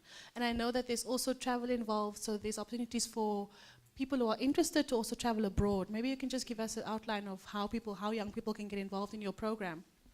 Okay, with future farmers, the number one thing that we look for is passion. If you're not passionate in farming, you won't survive. And I believe that goes with any type of job that you go to. I think it's Tanya, she said that what she does, she enjoys, and it's just what she studied and what she's passionate about. So with farming, with future farmers, that's the number one thing that we look for. And then you have to be between the age of 18 to 26 for you to join future farmers. Reason being, as Dawn said, for us to be able to send you overseas, because if you have a qualification, an agricultural qualification, we place you locally with a farmer for 2 years, and then after that, if you do exceptionally well in that placement, then we're able to send you overseas. So the young people or the countries that we work for or we work with, it's the US and New Zealand, of which some people we do send them to Australia. So passion. Number one, passion. Because if you're passionate about something, you do not mind if you go to a dairy farm and you have to work up early in the morning, like 3 a.m. in the morning, and be in the farm at 4. So you don't have to be pushed. You're self-motivated because, as I said, we are looking at producing top commercial farmers, not for anywhere in the world, but for South Africans. And we believe in young people. And I started also as a future farmer myself, and there's so many opportunities out there. It's to say, hear young people that are passionate, that can do and are willing to go an extra mile to work and build their careers. And you can be a farmer, you can be a farm manager. Currently, we have had an opportunity to train some future farmers in drones, and that's the technology side in terms of spraying and producing more in a small spaces. I think it's Yanni who mentioned that the technology in agriculture is growing. So if you're more in tune into the technology side, you can do drones. And then, I mean, agriculture is evolving, and you look at the renewable energies. How do you spray in your farm? How to use solar panels in your farm and things like that. So it's very broad, and yeah, we're here for the young people. Awesome. Agri, I want to chat to you quickly. You work at CASE, and I've heard a lot of great things about the work that you do. Tell us, how does the program work, and how do I benefit from it by joining you? Okay, so we have a variety of different skills programs. The main one is agriculture, but we first focus on like the life skills, behavioral aspects, changing your mindset with regards to a lot of things. And after that, then we equip you with a certain skill. The agriculture is accredited. It's an Agri-CETA accredited course. And our partner with regards to that is the Overberg Training Development Initiative. And then when you guys are done studying, I always go like the extra mile to help you find something in that, if you want to go study further or if you want a job. So what I also encourage in the learners is starting your own business, because you don't just have to work with the raw materials. You could make charcuteries, you could create your own sauces. So basically just starting your own business after that. And we try and help you get on your feet with the business planning, the registrations of your businesses or your co-ops at the end of the day. So yeah, we try and create young business owners in agriculture. Even though you start small, it could become so big. I mean, there's so many people who started off in their kitchen and now they have like this big company. So at the end of the day, like she said, you have to work hard, you have to have a passion, because especially in agriculture, no one is there to look after your crops and your products and your things. It's all up to you at the end of the day. So if you want to become successful, it's up to you to do that. Dr. Lau, maybe we can get some of your insight in terms of your practice and also the work that you're doing within the science field. Did you always know that you wanted to enter it? And it's quite dynamic. There's different aspects to it. Maybe you can just elaborate a bit about that, and also the avenues that these young people can go into. We'd also once again like to welcome all the viewers online as well. So there's people engaging on that platform as well. Yes. As in the agricultural world of being diverse, the veterinary field is also very, very diverse.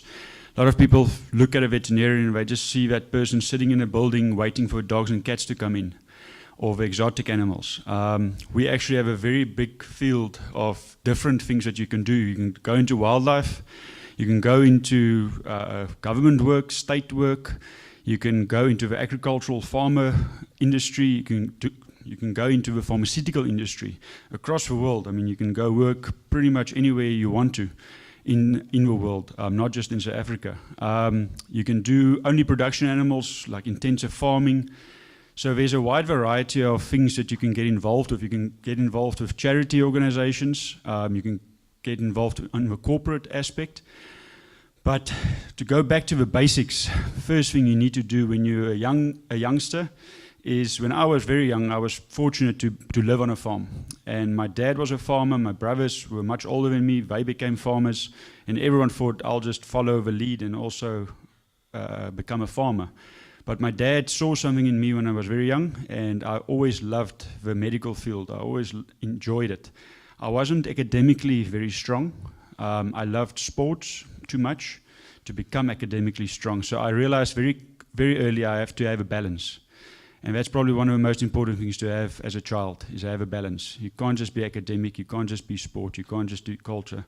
You have to have a balance. And that counts a lot when you go for an interview or you go to apply for any type of college, university, or entrepreneurship, entrepreneur type of work after school, is they look at your balance. So for the veterinary field, there is two types of fields. You've got the veterinarians, and something that a lot of people don't look at is veterinary nursing. It's the paraveterinary field, which is much more care, tender loving care. If you love animals, if you want to cuddle them, nurses do that every day. They need to be in the cages with the animals. They do a whole, the passion side, the compassionate side comes through in the nursing aspect. So that's the one aspect, and then the second one is with becoming a veterinarian. So your grade 11 marks is very important. Like any university you want to go to, you need to have good marks. Then you apply at Tikkies. Unfortunately, it's the only place you can study veterinary science at, and paraveterinary science is at Onderstepoort. So they will have a shortlist of over 400 students that they basically put on a shortlist after your grade 11 marks. And then at the end of matric, grade 12, they look at your marks again to see if you consistently did well. And then you get onto the list of 190 students per year that get selected. As I say, it's the only university in South Africa that you can go and study veterinary science at, and it's only 190 people that get selected. And because of that, the standards are incredibly high. It is the most difficult course to get into.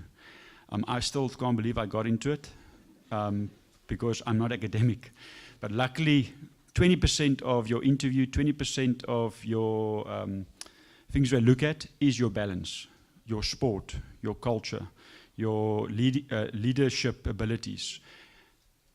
You as a person, who are you? People always look at your marks and say, oh, I got 7 out of 7, or in primary schools and in high school you got 95 or 100%. It doesn't tell me anything about you as a person. So in the interview, they look at that. They do look at it. It's not just academic.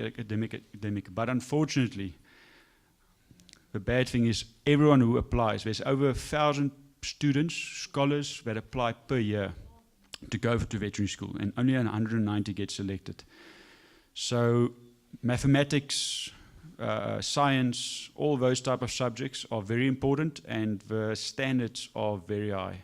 I can just say it, it's basically 90% plus, 95% plus averages that you need to get into veterinary school. So it makes it very difficult. A lot of South Africans do go overseas to go study there because there's lots more faculties, veterinary faculties over there. They go study there and they come back to South Africa. That does happen. There is talks for the past few years to open up another university of veterinary science right here in our backyard in Stellenbosch. But it is a very expensive faculty to build. You can just think you study for 6 years. That's the other thing I'm not sure if you'd all know. Once you apply and once you get selected, it is a 6-year course that you go and study. So it's quite a long course, very difficult to get through. And then after you finish 6 years, you do a community service year for extra year where you go work at the state offices across the country, at abattoirs, at community centers, and you do a year of community service. And then after that, you're a full-blown veterinarian that can go into the private sector. And as I said, it's very diverse. So yeah, it is difficult to get into, but I can say out of personal experience for the past 15 years, it's been one hell of a ride for me. I've done everything so far that I can think of. I've been in the corporate, I've been in the small animal sector, I've been in England, Wales, Australia, America, working there, and it's been amazing.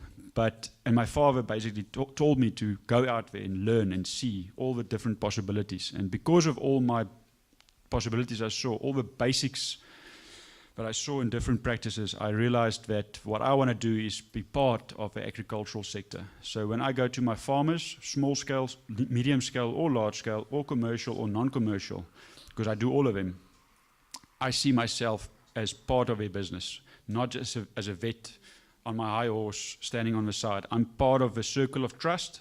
I sit around a table, I get a food specialist in who does the feed. I get an agricultural specialist in. I don't try to do everything for the farmer because that's impossible. So it's important to understand that there's a lot of people out there that can help and grow your business. And I'm just one part of it. And that's why I enjoy my job so much. One day I'm on a small-scale farm doing 5 pigs, looking at them, talking to the farmer. Next day I'm on a farm that's got 30,000 pigs that you have to shower in and do things like that. And then the third day I'm doing audits for Woolworths. So it's very diverse and it's very enjoyable. I think Dr. Laurie deserves a round of applause. My next question would be to Sunay. Sunay, we heard earlier how diverse and dynamic Agri Colleges International is. There are many opportunities for young people to go into. But admission is always something that we want to look at, we want to understand. What are some of the requirements that they have to keep in mind? Okay, so as Peter has mentioned earlier as well, we don't require you to have any specific subjects. You need a grade 10 qualification because our course, specifically the National Certificate in General Agriculture, is an NQF4 course. So that means, I don't know if you're sure or know this, but your matric certificate, your National Senior Certificate is also on an NQF4. But now our qualification is a National Certificate in General Agriculture. So that means you're going to get a national certificate, but it's going to be focused on agriculture. And we've had students in the past that has gone from us, has gone to a university and they've applied to a university to go and study further for a degree, obviously in the agriculture field. So let's say you really want to do a degree or whatever the case might be in higher education.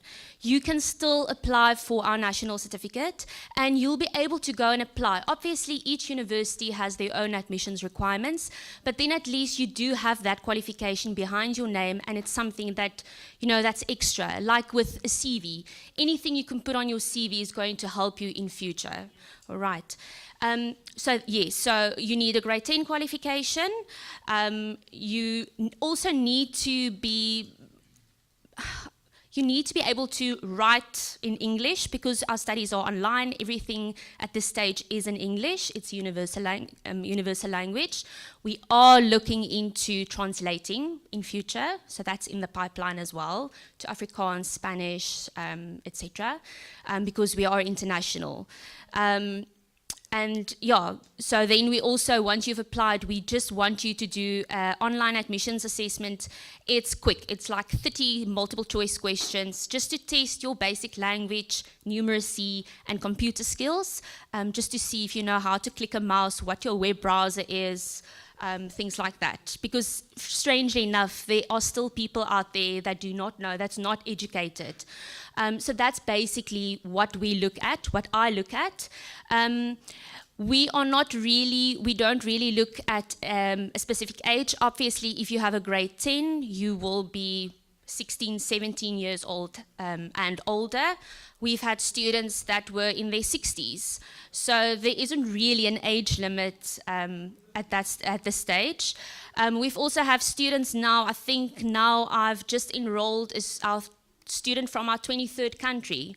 So it's not just South African students that we have. We have students from all over the world that's doing our courses. And as I've mentioned the national certificate now, but we have short courses that's anything between 7 weeks to 12 weeks. We have introduction courses, introduction to plant production, animal production, agribusiness. You can go on to a fundamental course where you learn about avocado production, macadamia production. You can go further into agribusiness where you learn how to do a business plan, a marketing plan. And there's a lot more courses that's in development that's going to be released quite soon. So yes. So there you heard it. There's definitely a lot of opportunities. Visit their social media pages, their websites, and find out more about the opportunities that lie within their respective career paths. I'd like to chat to the... Duncan, we also have this career platform that we basically launching today, so you can also see them in the different rooms on the portal, agricareers.co.za. I'd like to go over to the gentleman here on my left-hand side. So I understand you specialize in in viticulture. Yeah, tell us about that part of your career and why is it so exciting? Okay, firstly, I've always had a passion for nature, and I always had a passion for science. So basically, winemaking combined my passion for the nature and also my knowledge about science. And like winemaking is a very fascinating career, especially if you're working in the wine industry. It's very physical. Sometimes in the morning you go into the vineyards at 5 in the morning. You have to harvest the grapes. So as she was saying, you have to have a passion for wine, and you also have to give your best. And you're also gonna meet new people in the industry, so you have to be competitive to those people. And for me, it's a very exciting career because you get the opportunity to go overseas and to compete with other winemakers. You can do international tastings at sommeliers, with sommeliers in restaurants. So for me, I choose winemaking because it's a very broad career. You can go into different fields. You can also be a viticulturist, where you can work in the vineyard, specialize in the vineyards, identifying plant diseases, how to establish a vineyard. So it's very fascinating for me to be a winemaker. We just have one more comment from Noko, and then we'll start wrapping up. And then we'll get one more comment from Habri in terms of how you can also apply and be part of the program, and then we'll wrap up the session. Okay, I just wanted to add this. With Future Farmers, I said we're looking at building or producing top commercial farmers for South Africa. So if you have a qualification in the sense of a diploma, it's 2 years locally. But then if you are just a matriculant, so it's 5 years placed locally. And the program is structured per individual. So we have people that are passionate, for example, in flowers. So you're going to place you in the flower industry. We have people that are passionate about quality control, so we're going to place you in that. So the program, how it is, it's structured per individual. It's not a block of saying you only have to do horticulture for you to join the program. So what you're most passionate about, that's where we place you. And also we're talking about agriculture not being very sexy, but it quite is. And because it's so broad, as they were mentioning before, that it's so broad, you're not limited in terms of, no, I can only do IT. You can introduce IT into agriculture. You can be part of that sector. You're not limited in just, okay, no, I just have to go to the fields. I remember, I actually studied in Costa Rica. So I remember when I was going to go overseas, 2009, my friends were like, you're going to miss the World Cup. But then the World Cup is only a month, and we're talking about a career here. So it's very important to know what you want. And I know that as young people, people will say, but why agriculture? Why farming? You know, you can do office management, you can do PR.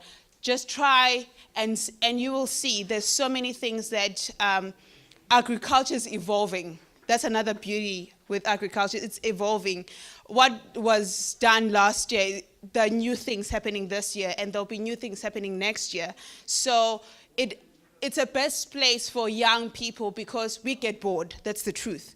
So you can always be inventing things. And another thing, you need a doctor once in your life or certain days in your life. You need a teacher certain days in your life. You need, let's say what? You need a doctor, you need a teacher. You might need certain different departments in your life, but then you need a farmer every day, 3 times a day. When you're talking about meals, you need a farmer so that you have clothes on your back. You need a farmer so that you have roof over your heads. So that's how important farming is. And no farmer, no future, no food. So that's why agriculture is so important. Thank you. Thank you so much, Noko. One more comment from Habri, and then we'll wrap up the session. Okay. Yes, I agree with her because, like, in farming, there will always be jobs in farming because we require it to survive in any country, not just South Africa. The world requires agriculture to survive. Anyway, regardless. So in order to get a hold of us, we do have a website page as well as a Facebook page called the Case Development Project. And we normally advertise when we have learnerships and skills programs, We advertise it on the Facebook page and the website, so you guys can apply on there. You can WhatsApp me as well. I'm available majority of the time. You'll be surprised. Sometimes I just want to like put my phone down, but yeah, it's the life we choose. So yes, what I do require, you also should have a grade 10 certificate, and I do require a motivational letter because there is a vast amount of applicants that do apply. I want to know why should I choose you over the next person. So, but those who do apply and don't get into a program, I do keep them on a database so that if there is another program, then I can contact you as well. So like I said, yes, you can visit our page at www.casedevelopment.org.za, and then the Facebook page is the Case Development Project. And of course, you can go to agricareers.co.za where we will have all of this information in the virtual rooms that will be available to all of you for free. So next we just have Dr. Lowe wants one last comment and then we'll wrap up the session. Yes, I think the biggest thing COVID-19 has taught us all, and it's a big word out there, is essential workers. And there's only one essential worker from the 26th of March when we went into lockdown, and those were farmers, the agricultural sector.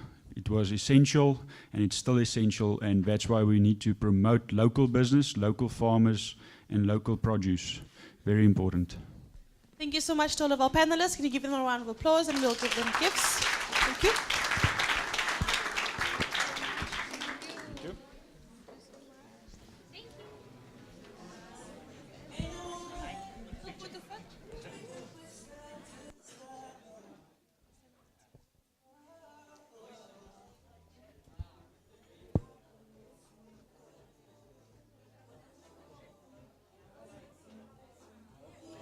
Thank you so much. Okay. Thank you so much. I'm sure you guys need a bit of a body break. We'll be finishing the program very soon. But can you just step up quickly? One body break. Up, up, up. DJ, can we have a bit of a thing from Mzansi Jive just quickly while Lulu comes up to announce our next winner, Nolutando? Let's do the Mzansi Jive. Anything move in the spot? Hey, hey, hey, hey. Move, move, move, move. Come on. Just move it. Come on. Shake your bodies. No one's willing? No one's willing? Okay. Okay, you guys can sit back down. I know you're tired. Dumelang Mzansi. How are you guys doing today? Right, you guys sound tired, man. Is this money gonna excite you? Huh?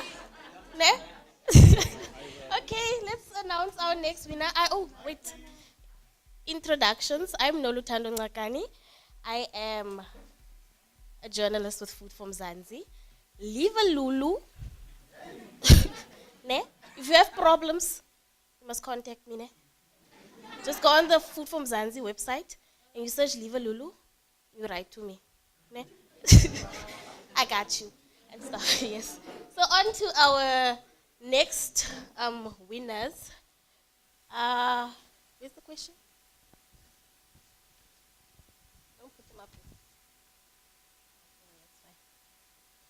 So for quiz 2, first question was, what is an agronomist? How many of you think you got that right? Huh? No, quite a few of you actually did. So an agronomist studies the numerous ways plants can be cultivated, genetically altered, and utilized to our advantage. So actually, you guys were on the money. You guys called them crop doctors. And our second one was, which of these is not an agricultural field? A crop scout or crop lookout? It was a crop lookout. And then for the third one, we had, what does an entomologist do? Like, we got a lot of answers here. Some people said, like, they study babies and stuff, but no. We're dealing with agriculture here, not humans. Ne? So an entomologist studies insects. And a ginnery for the fourth one. A lot of you people said they make gin. No.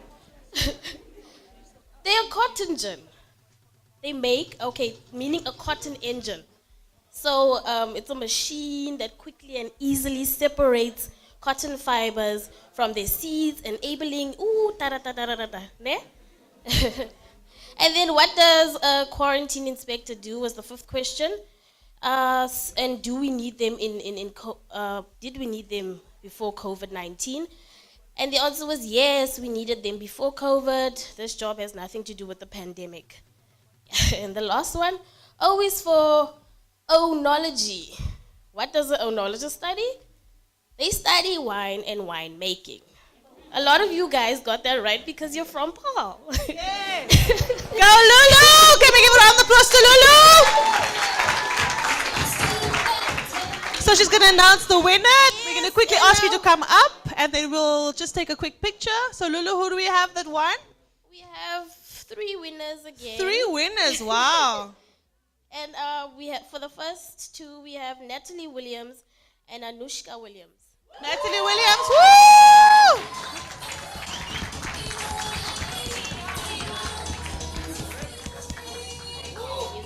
Well done, ladies. Our third winner is Odile Jafta. Odile! Woohoo! Ladies.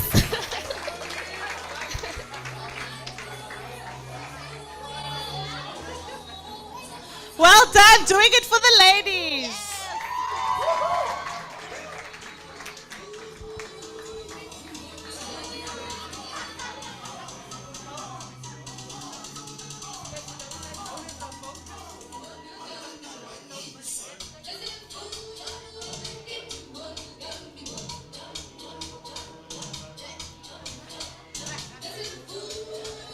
Whoa. I say congratulations to the winners over there for winning that 250 Rand cash prize. It's coming your way. So this is our third and final chat for the day. Please remember that you will be getting a meal after this, so don't run away, stay around. And if you'd like to take a few pictures, the hashtag is #ThisIsAgri, okay? So use the hashtag #ThisIsAgri.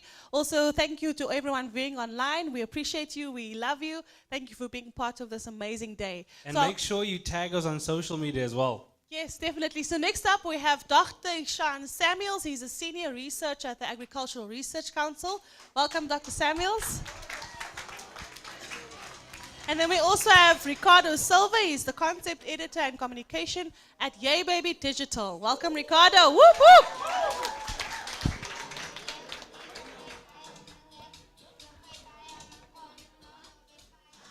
Okay, thank you so much for joining us. So as we had before, we'll ask our guests to just introduce themselves a bit, tell us a bit about what they do. And then we'll start with Dr. Sean Samuels. Dr. Samuels?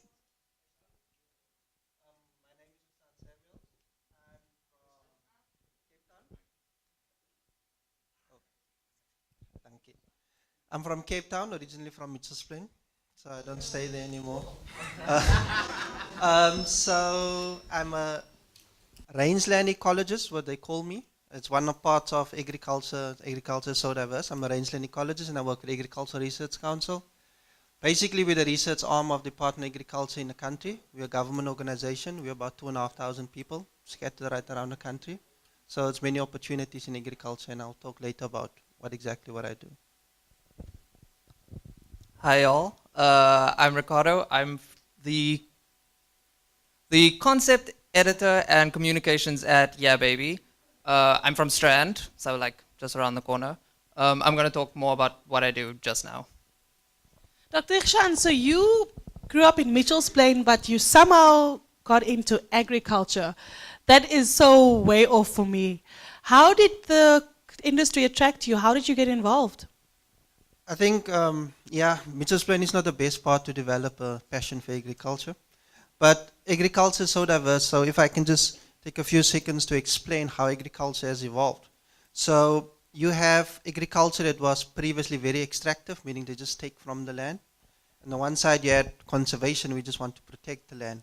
And both sides, conservation and agriculture, are moving towards each other, where you what they call sustainable use. You protect the environment while you still harvest resources from nature. So I'm in that middle, and my passion for the environment and for protecting nature sort of got me into that space. I'm a much more greater background in conservation and in agriculture. So I'm in that sphere of, or in that space of how you protect the environment while you're doing agriculture, and that's how I got into that. I think the love for nature was basically 50-50. You know, the soul 50-50, and that's how I developed the passion.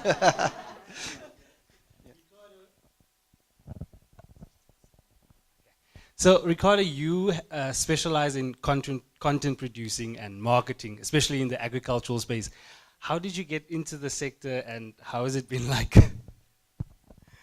To be honest, I actually fell into it because, I mean, I studied language and culture at varsity. I was all about English and language and stuff. I never thought I'd do anything to do with agriculture. But, I mean, I moved to Paul. You can't not be in agriculture in Paul. Everything you do is going to be linked to agriculture in some way. So I started working at a marketing company. We promote, I mean, social media, the captions that you see on Facebook, on Instagram, on Twitter, the pictures, photographs, interviews, all of that stuff. I started working at Yeah Baby. I started producing content for different wine farms, and then we started doing more agricultural things, like Food for Mzansi, for example. And yeah, the more you work in it, the more you want to work in it.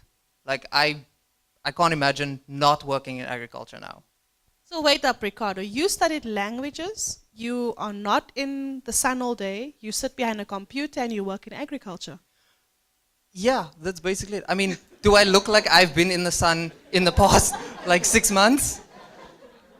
So your job is connected to agriculture, but you don't actually work on a farm. And how dynamic is it, especially in this day and age? Oh, yeah, I don't work on a farm. I don't think I've been on a farm in like 6 months. I work behind a computer. I'm on the internet all the time. Like, I'm scrolling Facebook, I'm scrolling Instagram all day. So, I mean, yeah, it's not the worst job, basically.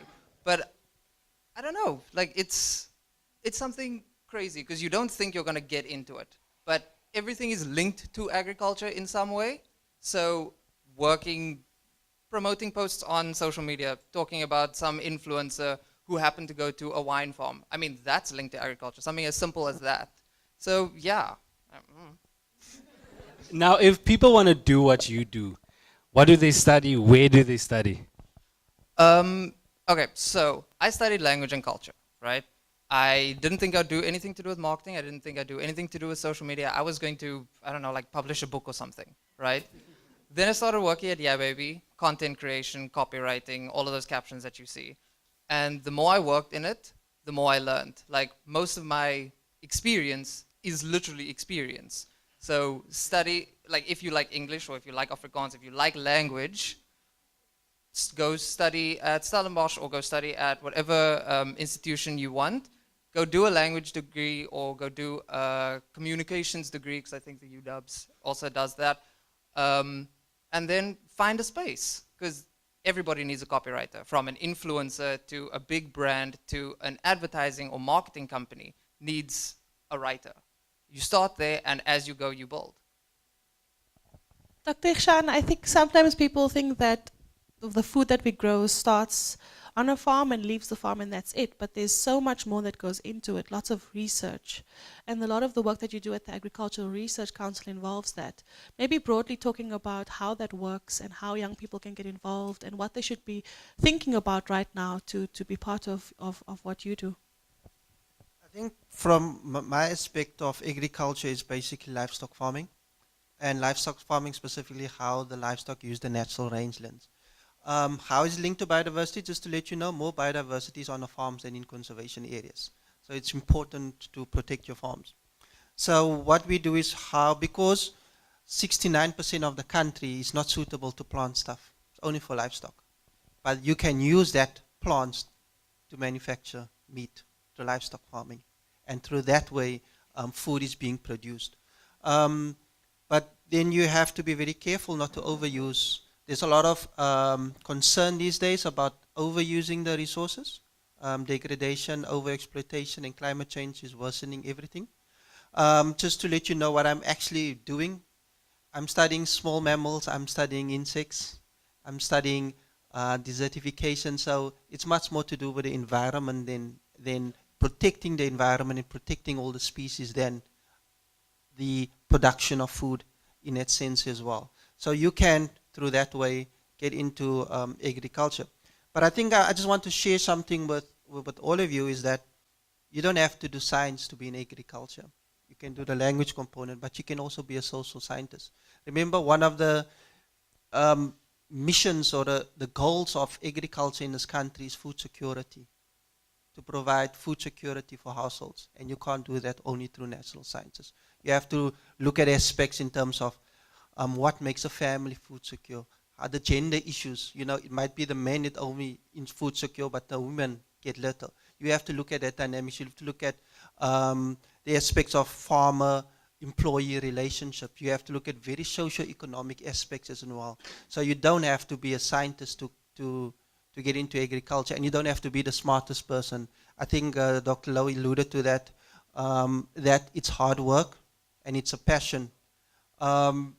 And remember, the hard work is only until you get your degree, and while you get established yourself. After that, it becomes second nature. You don't even feel that you're working anymore. Like right now, I'm working, but I don't feel like I'm working anymore.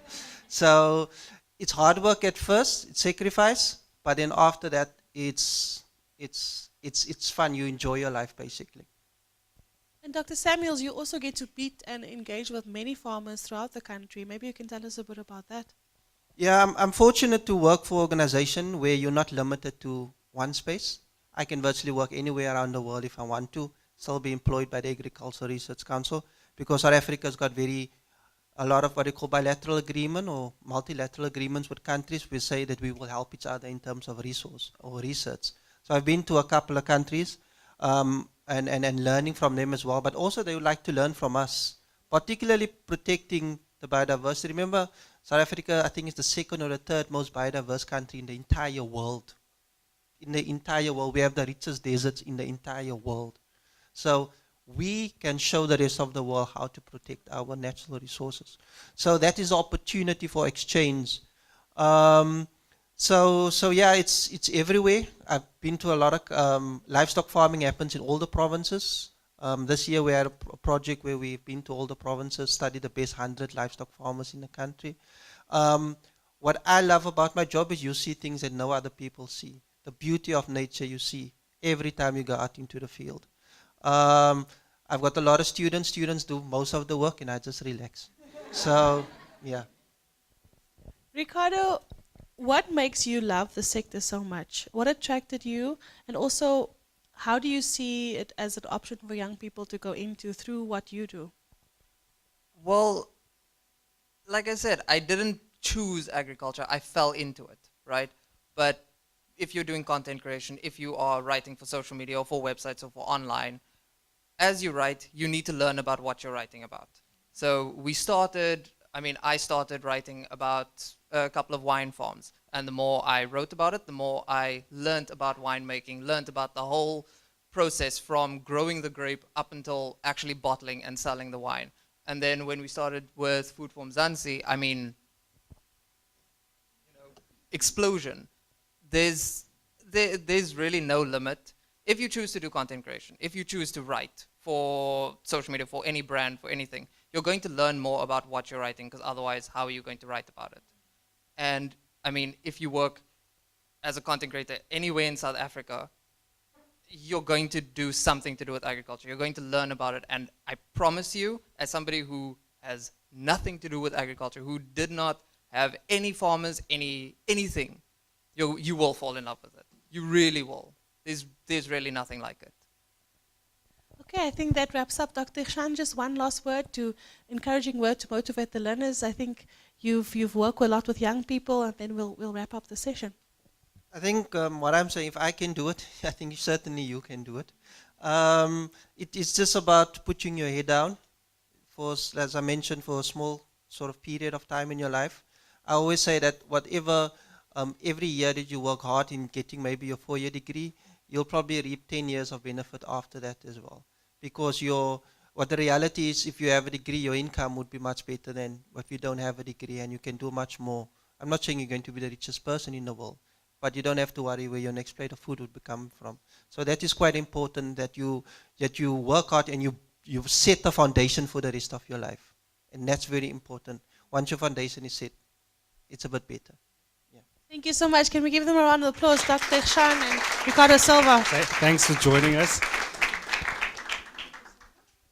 And let's quickly grab a picture.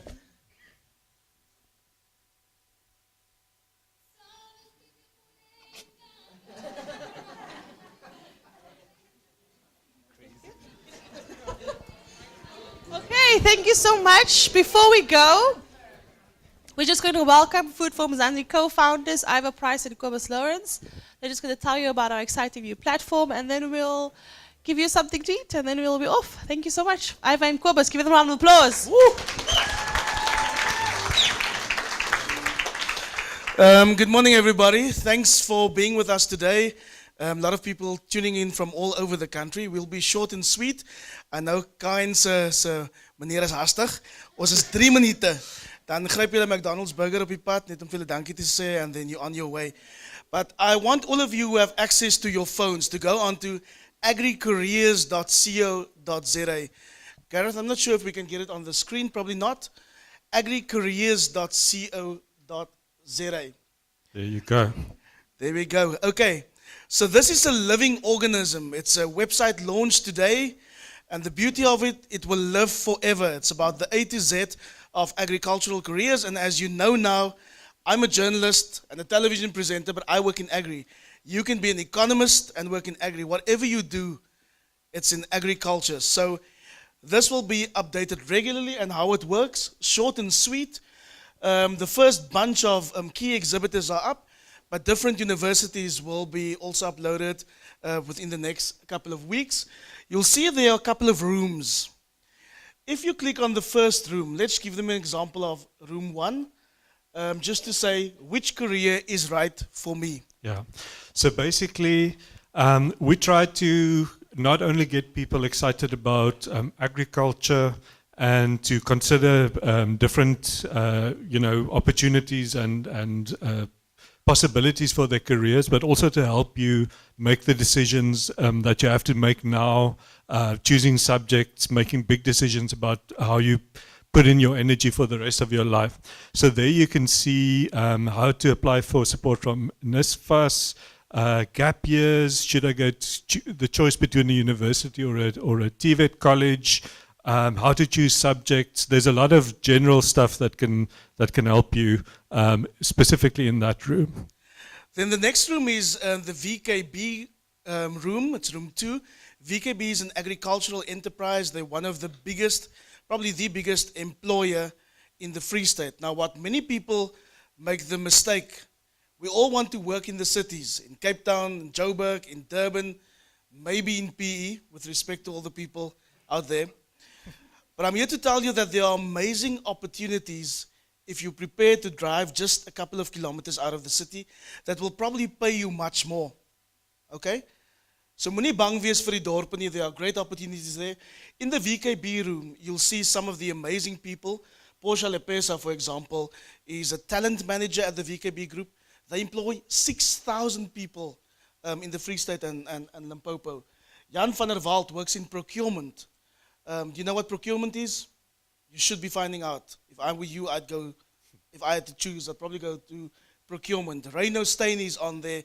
He does social media, for example. Yes, you can get paid, like Ricardo, to spend all your days on Facebook, Twitter, Instagram, and all the social networks that aren't even born yet.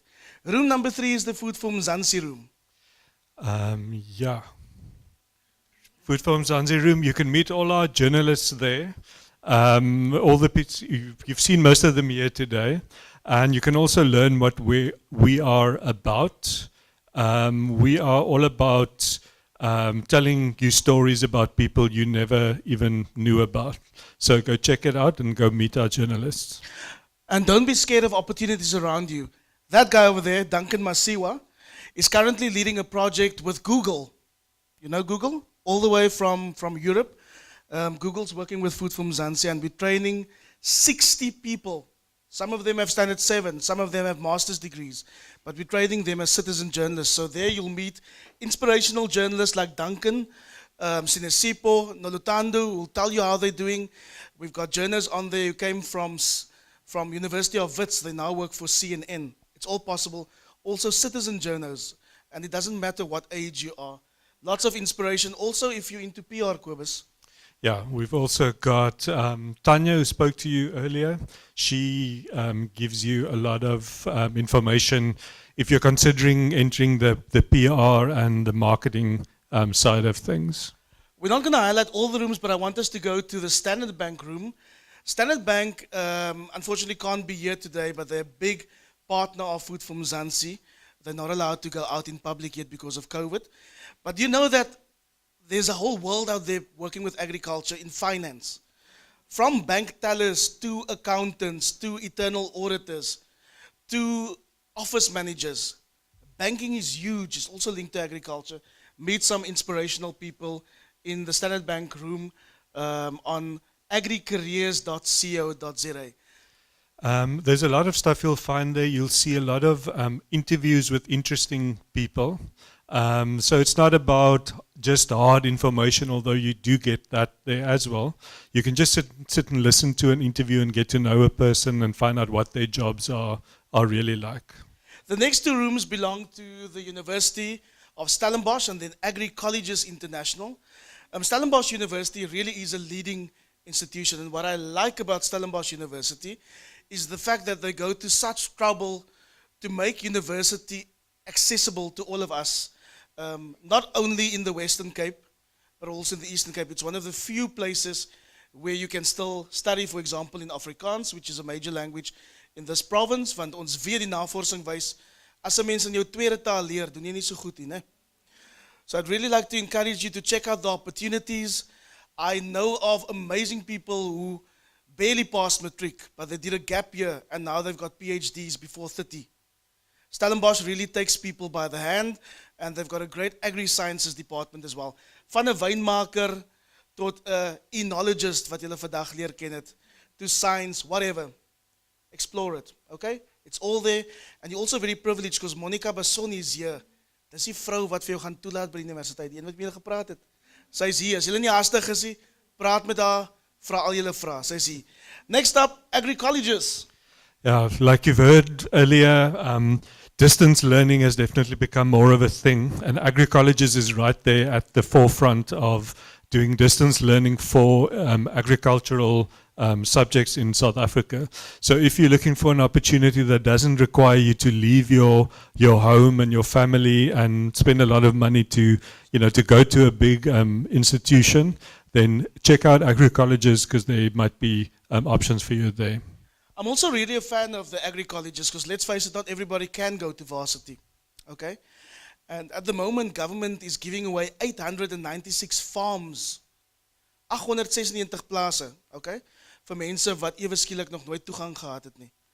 And if you want to up your game and one day farm through government support and hopefully wean yourself of government support, this is a quick and great way to get qualifications behind your name. For those of you who do not want to go to university or can't go to university right now or a technical college or whatever. Great opportunities, different levels. It's all fully accredited and they're a big partner of this project. Next. Let's highlight the Cotton SA room. Let's go to SAPBA, the South African Plant Breeders Association.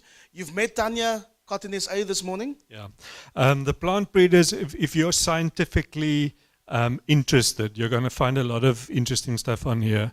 The plant breeders are all about creating the seeds that, they work with genetics and with toxicology and all these scientific things to make the best plants and the best seeds to make the most food for everybody. So if you're sciencey, interested in biology and that kind of thing, definitely go check out this room because I think there's a couple of careers on there that I'd never heard of before. Yeah, like plant breeders. I didn't even know there's a thing. South Africa desperately needs plant breeders. Wat doen 'n plant breeder? He breeds new types of fruits, vegetables for example, jy weet. Vrugte wat ons nou op die winkelrakke sien. Hulle het dit gekweek, new products. It's not just beyond oranges and potatoes and whatever. Bring your science to your game. Okay, let's see what room we're going to next. Wine tech is amazing. You met our Ansel Davis. Is an amazing winemaker. There's a big need for you in the wine industry. It's not just about wine, Kobus. Yeah. Yeah, and then lots of different enology, verticulture. It's all different. It's there. We'll be updated quite regularly. One of my favorite rooms to definitely check out is the Agri room. Yeah. There you will find, I think, 42 short interviews with real people working in Agri. Everything from a silo manager to a wine a wine cellar manager to all different kinds of sciences, scientists, auctioneers, anything you can think about. And it's a little short interview that you can listen to, and it tells you all about what that job is like and what you need to study for it. So if you're thinking Agri is sounding interesting, but you're not sure where to go, listen to some of those because you're going to get some ideas. And the beauty is we all want to become doctors and lawyers and teachers, but we're not thinking about the scarce careers that the country actually needs, that you can get 3 times more salary, okay? That room will tell you, it's based on research where government says these are the scarce and critical skills at the moment. We need people to study this. You'll probably be fast-tracked and earn lots of money if you go to that career. Let's go to the last. We've got Agri Western Cape there. We've got Agri Expo there. I just want to feature 2 more rooms. Let's start with the NAMC, and then we're going to Yeah Baby, National Agricultural Marketing Council. Yeah, the National Agricultural Marketing Council, you're going to get a lot of interesting things there on economy. If people ask me what I would have done differently if I could study over again, I also always say I wish I knew about economics when I was your age. I encourage you to check out the economics. Is a really interesting thing because it deals with it's a subject that touches on every aspect of everyday life. And the NAMC is a company that does a lot of research about South African agriculture, and they combine it into very interesting information, and they share it with the world. Yeah. And then the last room we want to showcase you is the Yeah Baby digital room. I really want to encourage you to go into technologies, okay? By 2030, the government is depending on agriculture to create 1 million extra jobs. You'll be flying drones in agriculture. Already we're seeing in other countries where machines are farming, you know. We don't know what the future holds, but you guys will experience new technologies that you don't even know of. Yeah Baby is an award-winning digital agency. If you want to work in social media, if you want to work in online marketing, digital media, this is the place to go. And I quite like those faces. See if you can spot them. They're all here today, most of them. See if you can recognize them. Don and Duncan, agricareers.co.za. It's low on data, so you can it up your cell phone account. It's not going to take all your data. It's highly accessible and cheap to access. Thank you, Ivan Kobus. Give it a round of applause. So you heard now, there are definitely a lot of opportunities in agriculture. You've got your career Agripedia. So make sure that you look at it, find out where you can study, visit our career portals, and let's get young people into the world of agriculture. I just wanted to thank you guys for being awesome today. You were absolutely amazing. Thank you to everyone who participated in the Jive, in the all the panelists, all of our partners. Thank you so much for being here. We appreciate you and we love you. And this is agriculture and it's sexy. And go into it and enjoy it and make the most of it. Okay, so can I get a round of applause?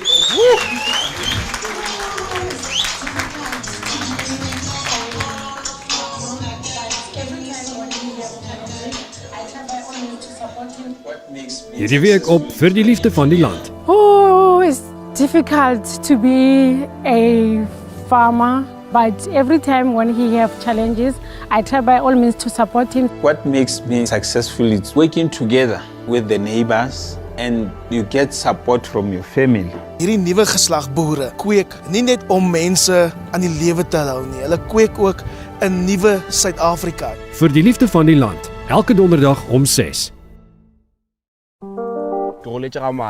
Which is a village outside of Polokwane, and I was raised by my grandmother. A lot of creatives I know come from rural areas. I always make sure that I mention where I'm from. Like like it's quite an important thing for me, because for a kid who grew up the same way I grew up, I didn't have role models who came from where I was from at the time. But I think it's quite important to see someone in the creative space as a photographer saying I'm from this place, and you see them doing all this great stuff. For artists and for especially people in the creative spaces, I think it's quite important for us to always mention where we're from in order to inspire other kids who grew up the same way we grew up. I think with me continuing to shoot the spaces that I've been familiar with, especially shooting Kokasi in the township and shooting in town, it's taught me the importance of representation, especially as a black person. Because I feel like for a very long time, our stories were not heard strong enough, or they were not heard enough. There's something affirming about your story being told honestly. There's also something really affirming about seeing someone who looks like you on a different level that you didn't think that you can get to.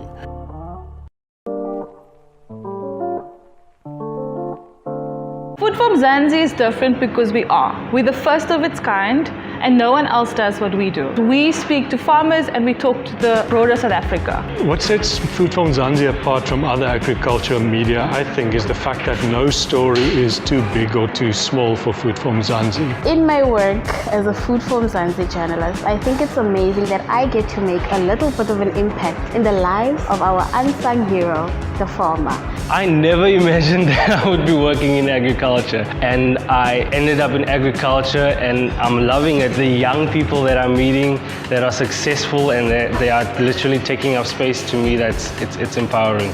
And for a young man of my age, I never thought that I would pursue a career in agriculture working in media. And I love it. And I think that is what makes Food from Mzansi so unique. The great diversity of stories that we offer, not just about commercial farmers or small-scale farmers, but about everybody.